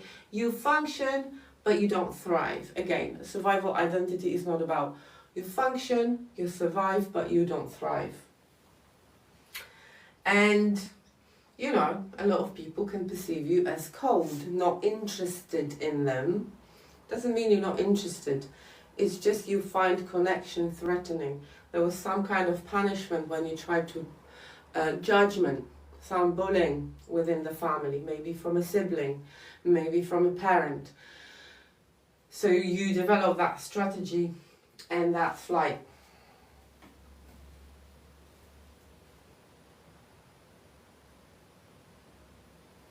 Okay? Loss of depth, you don't end up sharing yourself. And again, potential, guys. Potential.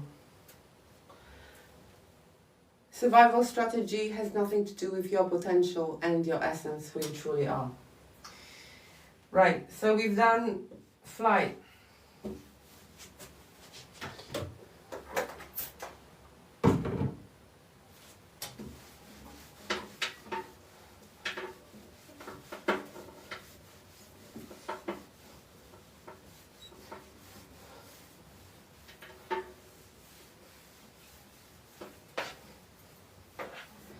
I am getting very tired. So I'm going to leave it for another time. Like a depth thing. But I'm just going to say this. There is freeze. And there is hide. Freeze is still energy in the system. Physiologically the same story. Very anxious. But this is the person in between doing and undoing. Between fight and flight. There's a surge energy, but you abandon everything. You start a lot of things, you're moving along the road, like you get up in the morning, you have a very ambitious plan, you have a to-do list and you end up doing nothing. You know you must be doing a lot of things, but it overwhelms you. So any of those states have nothing to do with your capability in your brain. It's just that your brain in survival mode is offline, so your prefrontal cortex is not functioning properly. So this is really in between fight and flight. Okay, people call it disorganized attachment.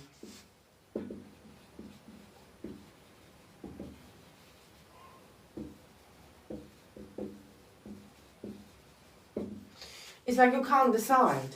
I'm doing it, I'm not doing it. I'm doing it, I'm not doing it. I'm inspired, I'm not inspired. I'm motivated, I'm not motivated. So you fluctuate, right? You switch on and off, on and off, on and off. There's the ADHD flavor here, right? So there's a lot of energy in your mind, in your brain, a lot of willingness, right? So anxiety, all the fight, flight, freeze and fawn are very willing. Right? There's a lot of willingness that needs to be oriented and shaped and mastered. No, I'm based in Spain. I live in Spain.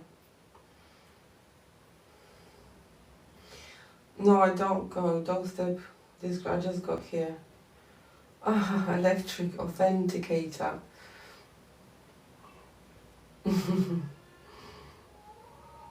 Right, so fluctuation.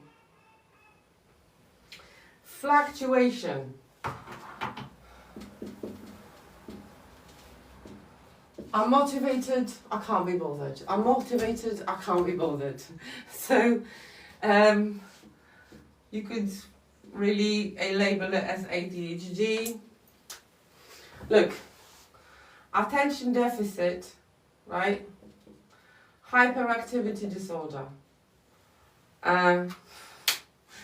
Attention is fractured and you're hyperactive, but it's very intermittent as well, even in ADHD, because ADHD, I think ADHD is all about freeze and unexpressed emotion, unexpressed authenticity.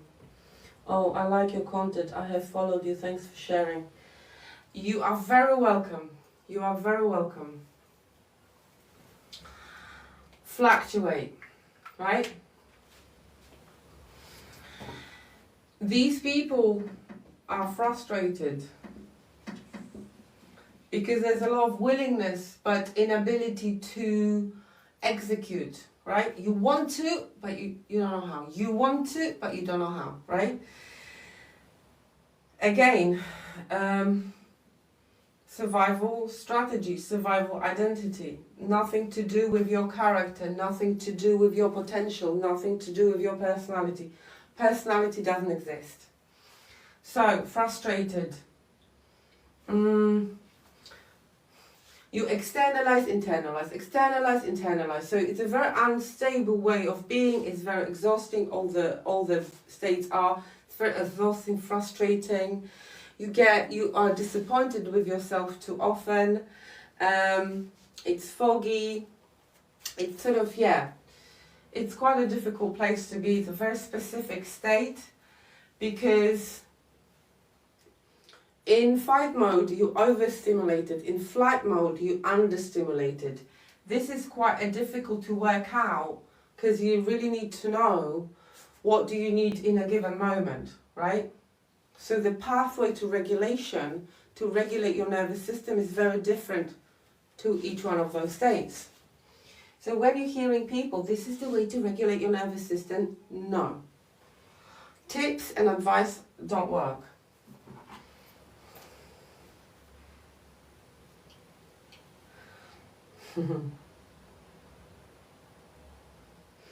Thank you very much for all the likes. Please keep tapping, guys, if you are... Oh my god, you can't see anything. Why are you not saying anything, guys?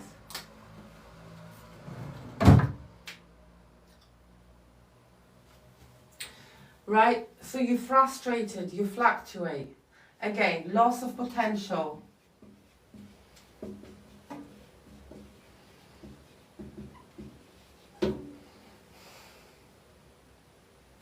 Right, and the last one.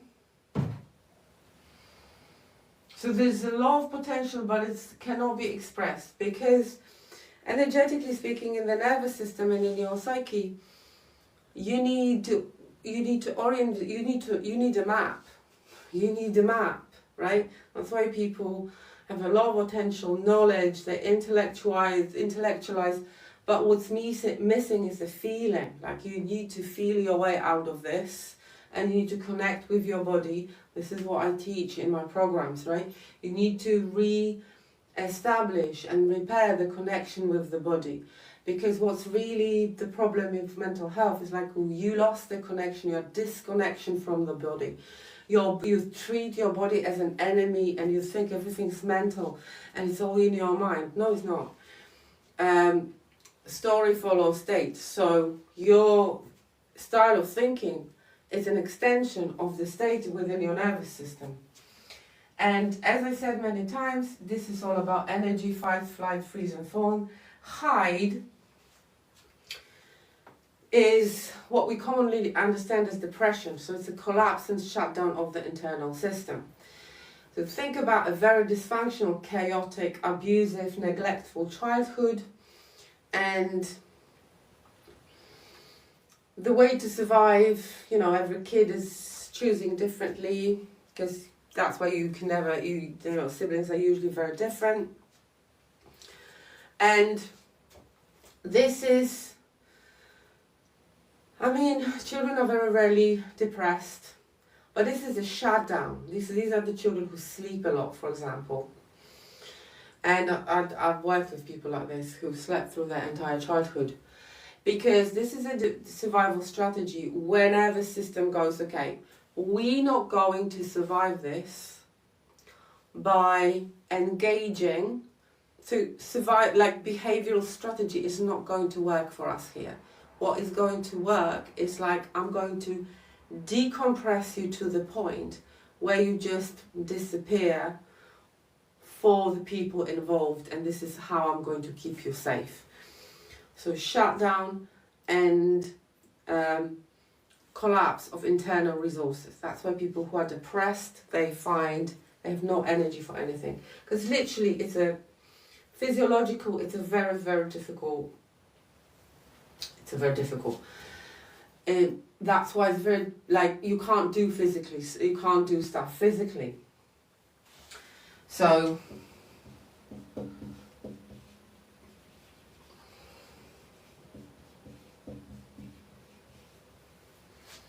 this is annoying me. Were you a somatic therapist? Curious. Haven't heard it described this way before. Fab explanation.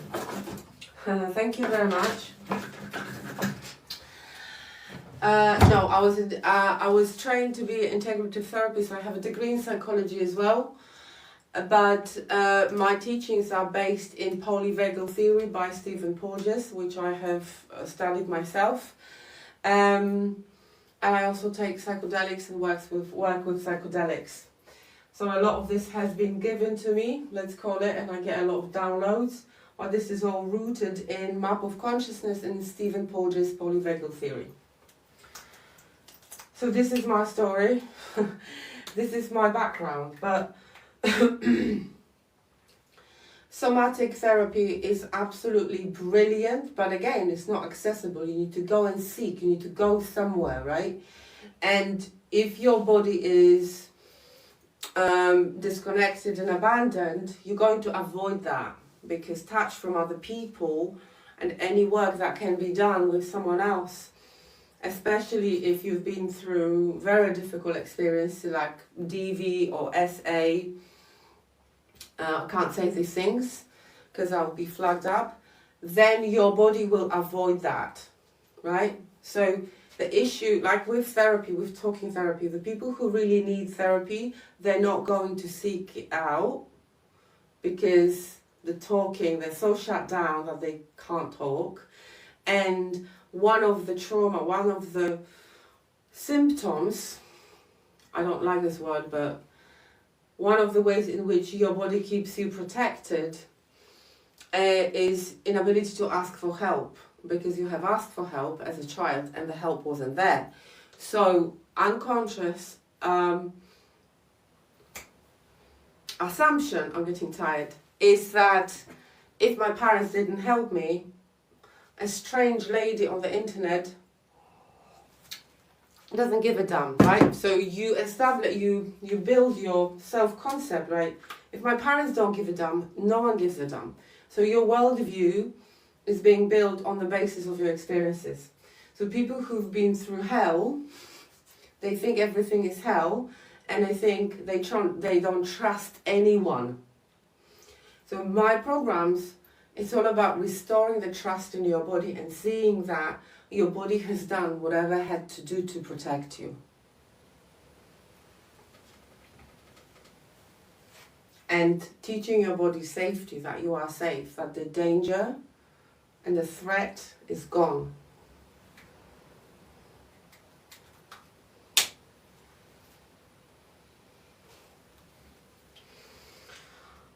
So that's depression for you. So limbic system is so hijacked in depression, the brain and the body. That's why in the past, they still apparently do that. They would do ECT, so electroconvulsive therapy. They would attach people to voltage just to sort of put some electricity in the body, because there's no electricity in the body and there's no energy in the body, and right? You can get depression for a lot of different reasons. And that's one of the things I encourage people to do. Understand your states. What is your particular meaning? Very often mental health, crisis, breakdowns, breakthroughs happen because your nervous system is fed up with living a persona, living like a fake life, living from a script that doesn't come from your heart, but it comes from other people. Okay? And you're walking a path that someone else decided for you, but not yourself. It's nothing to do with money, has nothing to do with career. plenty of people with amazing careers but being really depressed because it's not their purpose. So I don't think we're here to pay bills. We're here to play, and we have a soul, and we're here to express. So if you, because all of the difficult childhood experiences prevented you from being authentic and getting to know yourself. The highest vibration is authenticity, and if that authenticity is being suppressed, what happens in the body? It gets depressed. So that is very important, and it's crucial for you to build a meaning around, and not the meaning like, why did the fuck it happen to me? No, a meaning like, there must be a reason. Nothing in the nervous system is random. Nothing in your mind is random. There's nothing wrong with you. Actually, survival identity is about protection. Ego persona is about protection. This is how you build connections. This is how you survived. And this is who you had to become. But this is not who you are. So that's why I deconstruct things for people on the level of identity. Stop identifying with labels, first of all.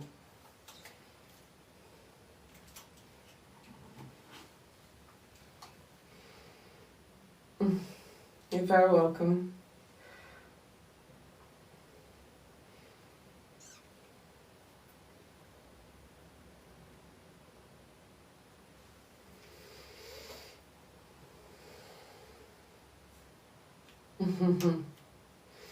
Do you think people getting distracted from themselves through wrong relationships? Yes. Yes. We are being distracted by a lot of different people, by a lot of different things. The whole thing, you're being distracted from who you truly are. So your self-expression is constantly, if you can't express your truth, you can't express your opinions. A lot of your opinions are not even yours, because that has to do with the mind. We're talking about the level of unconscious patterns, but also there's a lot of conscious process going on there. So it's very,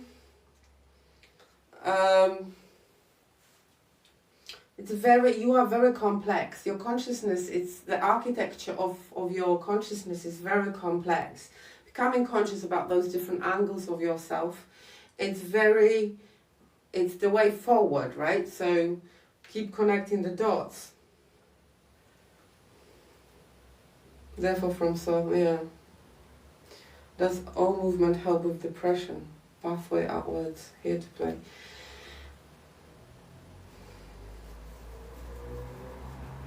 It doesn't make sense to me. I need to love myself first before I waste my time.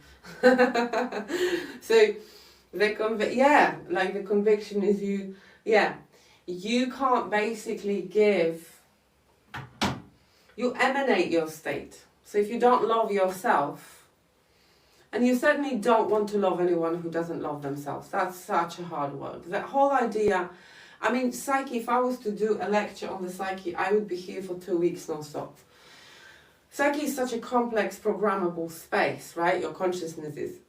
And you are being programmed for relationships, for love, for money, for like in your family. So if you are not loved conditionally, unconditionally, you were put conditions like, you're going to exist to me only if you are a good boy. You're going to exist to me like praising, oh yeah, well done, blah, blah, blah. So you're not praised for existing. That's the whole idea about childhood. You should be celebrated as you are, for who you are. This is how you can grow and expand. Then you have in your mind, unconscious mind again, an assumption that to be able to have love, you need to earn it. You need to work hard for it. Love is hard. Love is painful. Love hurts. All these things. It's bullshit. The same with money and whatever. Like the hustle, right? It's not working. It's not working.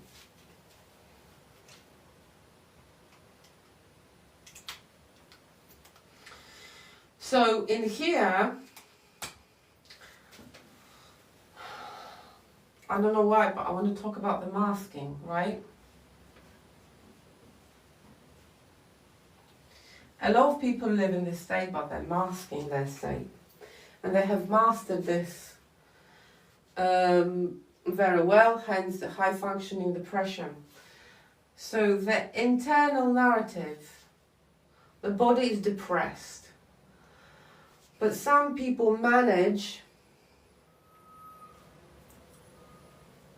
more or less successfully to live from the persona. That's why, like, you don't know who's depressed. And people don't know if you are depressed. Because for whatever reason we want to belong and we don't want to be victims. And now I'm obviously thinking about men, right? Because women are a lot better in sharing themselves, seeking help, and talking about themselves, and that actually unloads some of the stuff. But men are not wired like this, right? By design. So you learn to mask because, you know, that state is always your lens through which you look at the world. So your assumptions within, this is map of consciousness. So if you're depressed, you're carrying a lot of shame and guilt and hopelessness. That's really low. That's a really degrading, decaying state, right? And it's like life destroying, and it's like a spiral. It goes down. Here you've got, this is where anxiety starts, okay? But I also talk about this in my programs. Grief, depression is very often an expression of grief. Whether you're grieving the parents you didn't have, the childhood you didn't have, just grieving over yourself, over your life. And it's a physiological state, right? That's why antidepressants have not really moved the needle. So emotionally this is that, then the narrative is life is pointless, life is meaningless, what is the point? I cannot be helped, this is my life. And you know how that ends, it gets darker and darker and darker, even though they're very vibrant colours. But I call them, in my program, I call it the grey mode, right? Where physiologically your body is depressed, and then story follows state, the narrative reflects that. Even though you might have people around you who love you and they're trying to help, but again, we can't help anyone unless someone decides to help themselves and start to care for themselves, because it's like you don't care, right? As we know, grieving the life I thought I wanted. My dog died, yeah? I have depression. Hi, Atosa, you're such a lovely lady. I love your content, thank you. Do the lecture on psyche, sounds interesting. I listened for 2 weeks.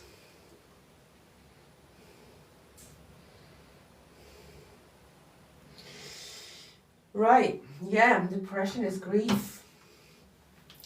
We are so bad with emotions, okay? And I'm getting really tired and I am like deflating now.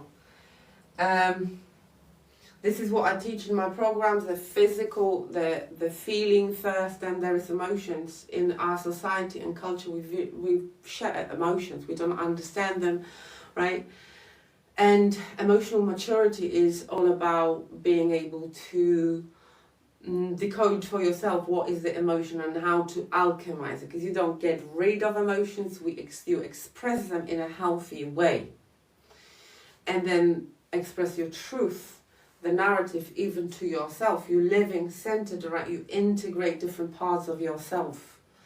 But this thing cannot happen if you live in survival.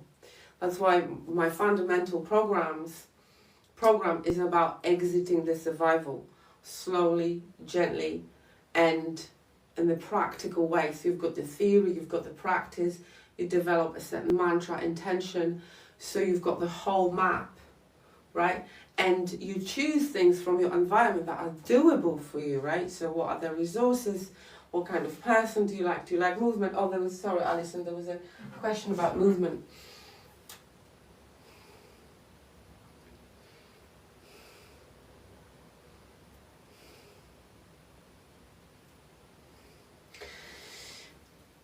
Parents should teach their boys it's okay to cry and it's okay to express emotion. Of course, your life coach. However, if your body is incapable of processing that emotion, you can't teach anyone anything. You can't do it if you can't do it yourself. Because capacity, emotional, mental, physiological, it's an inside job. So if a mother was not allowed to express sadness, then she won't be able to teach that to the kids, right? So it's really, I get what you're saying, and it's an amazing angle, but we need to be able to recognize in ourselves, because we are scared of our own emotions, right?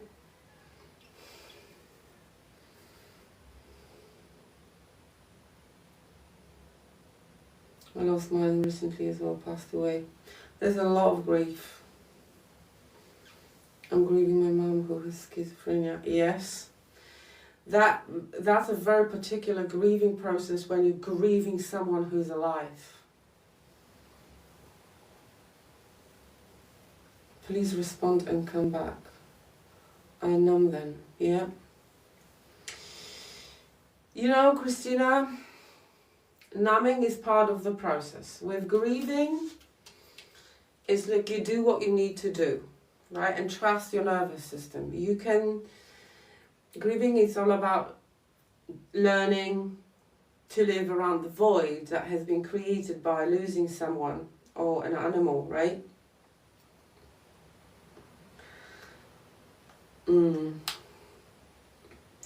Thank you, everyone. My dad taught us no sadness allowed, and so we aren't allowed to be sad. Yeah.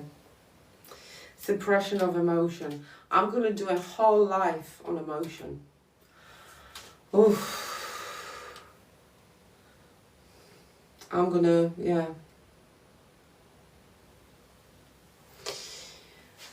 So, there's a lot of helplessness, there's a lot of self-loathing, there's a lot of the self-concept. It's really a collapse of self-concept, right? In here, in fight, flight, freeze and fawn, you have the energy to take action. The action can be erratic, sporadic, iffy or fishy at times. But in here, when they measured the tension, the amount of energy in the muscles when they were building map of consciousness, the guy really kept saying, like, I've read everything he has produced around this, that is really close to death. And if you are feeling sad, that's not depression. If you are feeling sad, that is sadness, and yes, that's grieving, that's bereavement, and you're connecting with the sadness. But depression is very often about being numb. And numbness is sometimes more difficult because that's feeling nothing and feeling empty and feeling completely disassociated and like observing your body and yourself, not being able to participate in life in any way.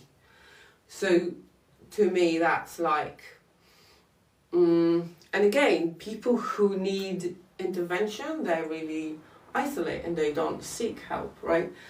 And then that's very difficult. So if you know anyone, or if you are in this situation, my encouragement is to really start taking care of yourself, not in a half-assy way.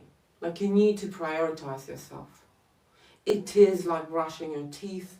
Nervous system hygiene is like brushing your teeth, taking care of your body, taking care of your home. Your body is the home of your nervous system. You should connect with your body, you should respect your body, and you should rebuild and repair the relationship with yourself, your body, your mind, and who you truly are, and start caring about the future. Because if you are disconnected, distracted, it gets worse and worse. Sometimes I do get annoyed and, oh my God, I have to do so many things. Yes. But then I'm thinking, I don't have to. And then I skip a day or two of my hygiene. And I don't like how I feel then. So it's like once you learn to live, once you learn a new baseline and you go higher, right? And you have the courage to start choosing differently for yourself. You distance yourself from your past, so you become neutral. So the story has happened, but it's not that personal to you. It doesn't run your psyche. You are conscious about a lot of things. You're changing your relationship to a lot of things, right? The same with your habits and actions and addictions and things. A lot of them come from the fact that you live in survival. So then you have the craving. When you upgrade yourself and when you understand yourself, when you understand the mechanism, a lot of things you just simply don't need. You're free.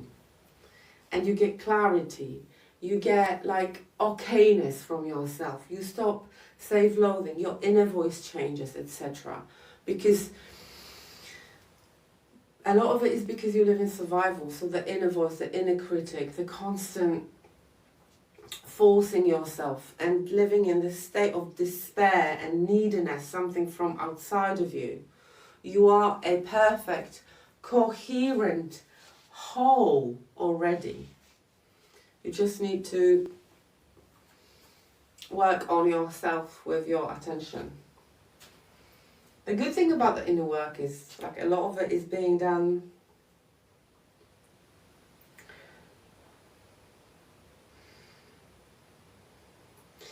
Christina, yes, we can work together.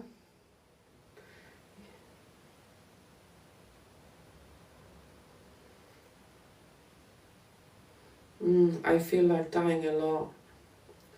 Thank you for your wisdom.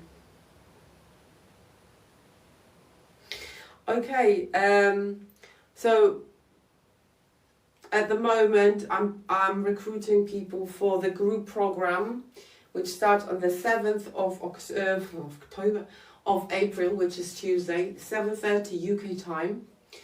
For 6 weeks, we're going to meet on Zoom, where I'm going to take you through the process of teaching your body safety. And for an hour and a half, hour of teaching, and then half an hour for discussion, but knowing me, we're going to end up there for 2 hours. So, and as a bonus, there's one session with me for 90 minutes at any point of the program, and that's £325. If you prefer to learn on your own, my course and practices are 10 hours of recorded material, just listening and then practicing the grounding and anchoring of the nervous system. So exiting your survival identity on your own is £149. Link in bio or DM me and I can send you the link.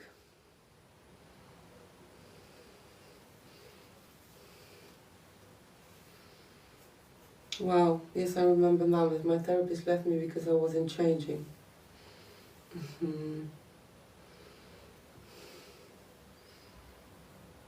Every human being is a unique, irreplaceable miracle with eternal destiny. Yes.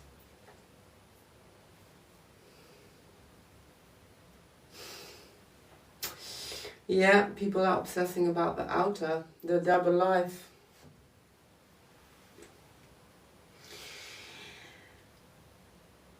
The biggest issue here, I think, for people is that people think they're not important. You need to know that with yourself, you are contributing to the collective consciousness. And you are important. Things you do to yourself, you say to yourself, the way you treat yourself. You set a tone for people around you, for children, for your family, for your friends. So when people say, what, it doesn't matter what I do. It does. Everything in your field does matter, what you do. So if you're harming yourself, if you're not really treating yourself with respect and dignity, and what is the purpose of that, right? Stop thinking about yourself that you're not important. You can lift a lot of people. You can help a lot of people. I always say in therapy, that's what I felt. I was working with one person, but if that person worked on themselves and then they went home and their relationship changed and everything changed, because you create your reality from the inside. Your consciousness and the level of your consciousness creates a relationship with what goes around you, what you attract, what you're able to create, right? And just so you know, being authentic takes no energy. I know it's quite scary for some people to think, well, what do you mean authentic? Like telling my truth? It's a process. That's the growth. You're here to grow. You're here to thrive. You're not here to survive. You're not here to bloody dread every day. You're not here to wait for bank holiday to enjoy your life. You could enjoy your life every day for the rest of your life. I went from thinking about harming to feeling neutral about it. I had to live a bad environment. Yeah. Do you have any more questions?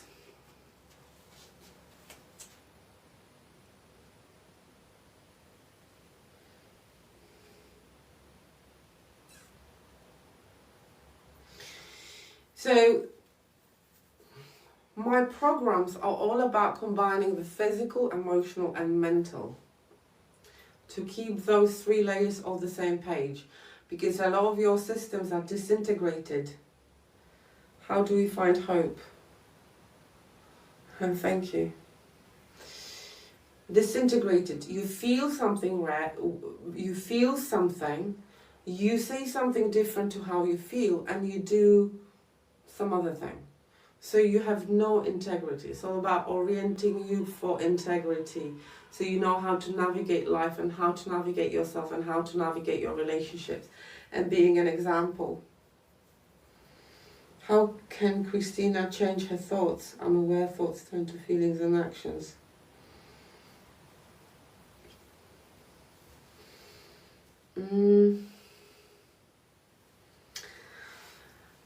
How can Christina change her thoughts? By changing her state. Christina DM me after this and I'll respond tomorrow. Because again, I'm going to do this last thing.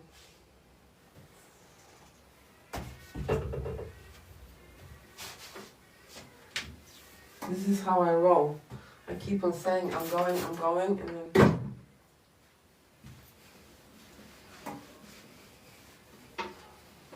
This is the sacred sequence.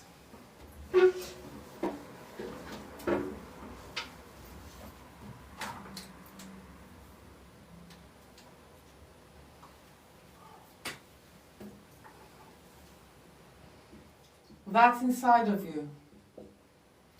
State of the nervous system. That creates an emotion.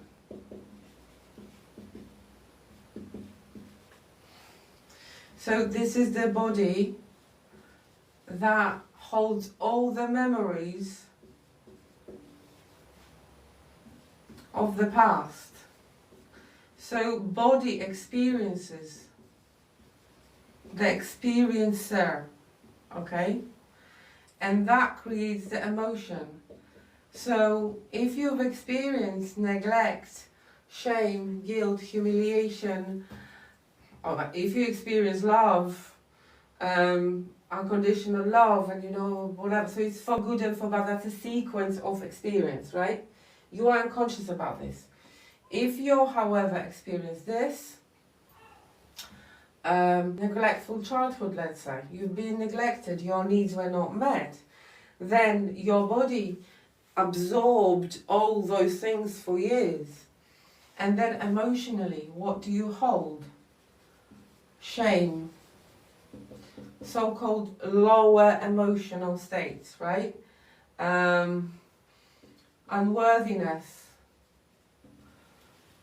etc. Then your mind creates the narrative around this, right?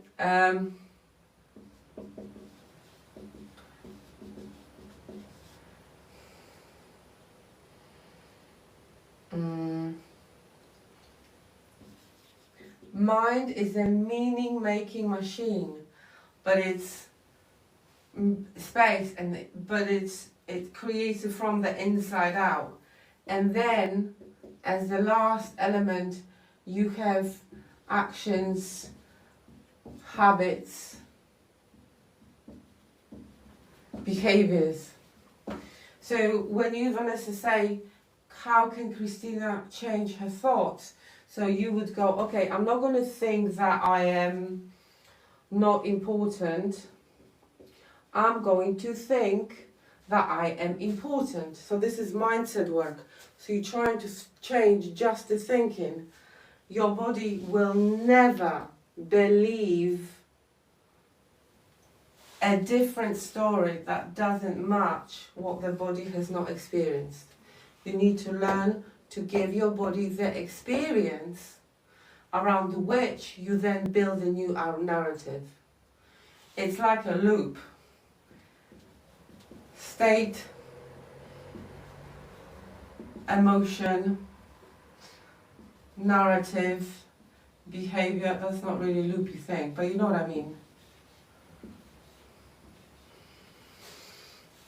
So, and then you need to start here, you need to start a different experience, then that creates a different emotion and that creates a different narrative.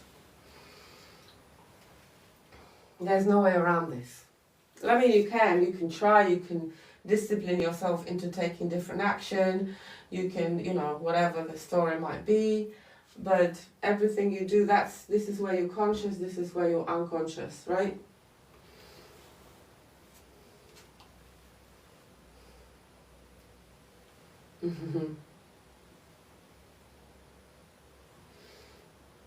Thoughts and feelings, actions, yeah. So yes, thank you very much everyone. Thank you for all the likes, thank you for all the follows. I hope you have a good bank holiday weekend. There is hope, we are restoring. Thought, feelings, actions, yeah.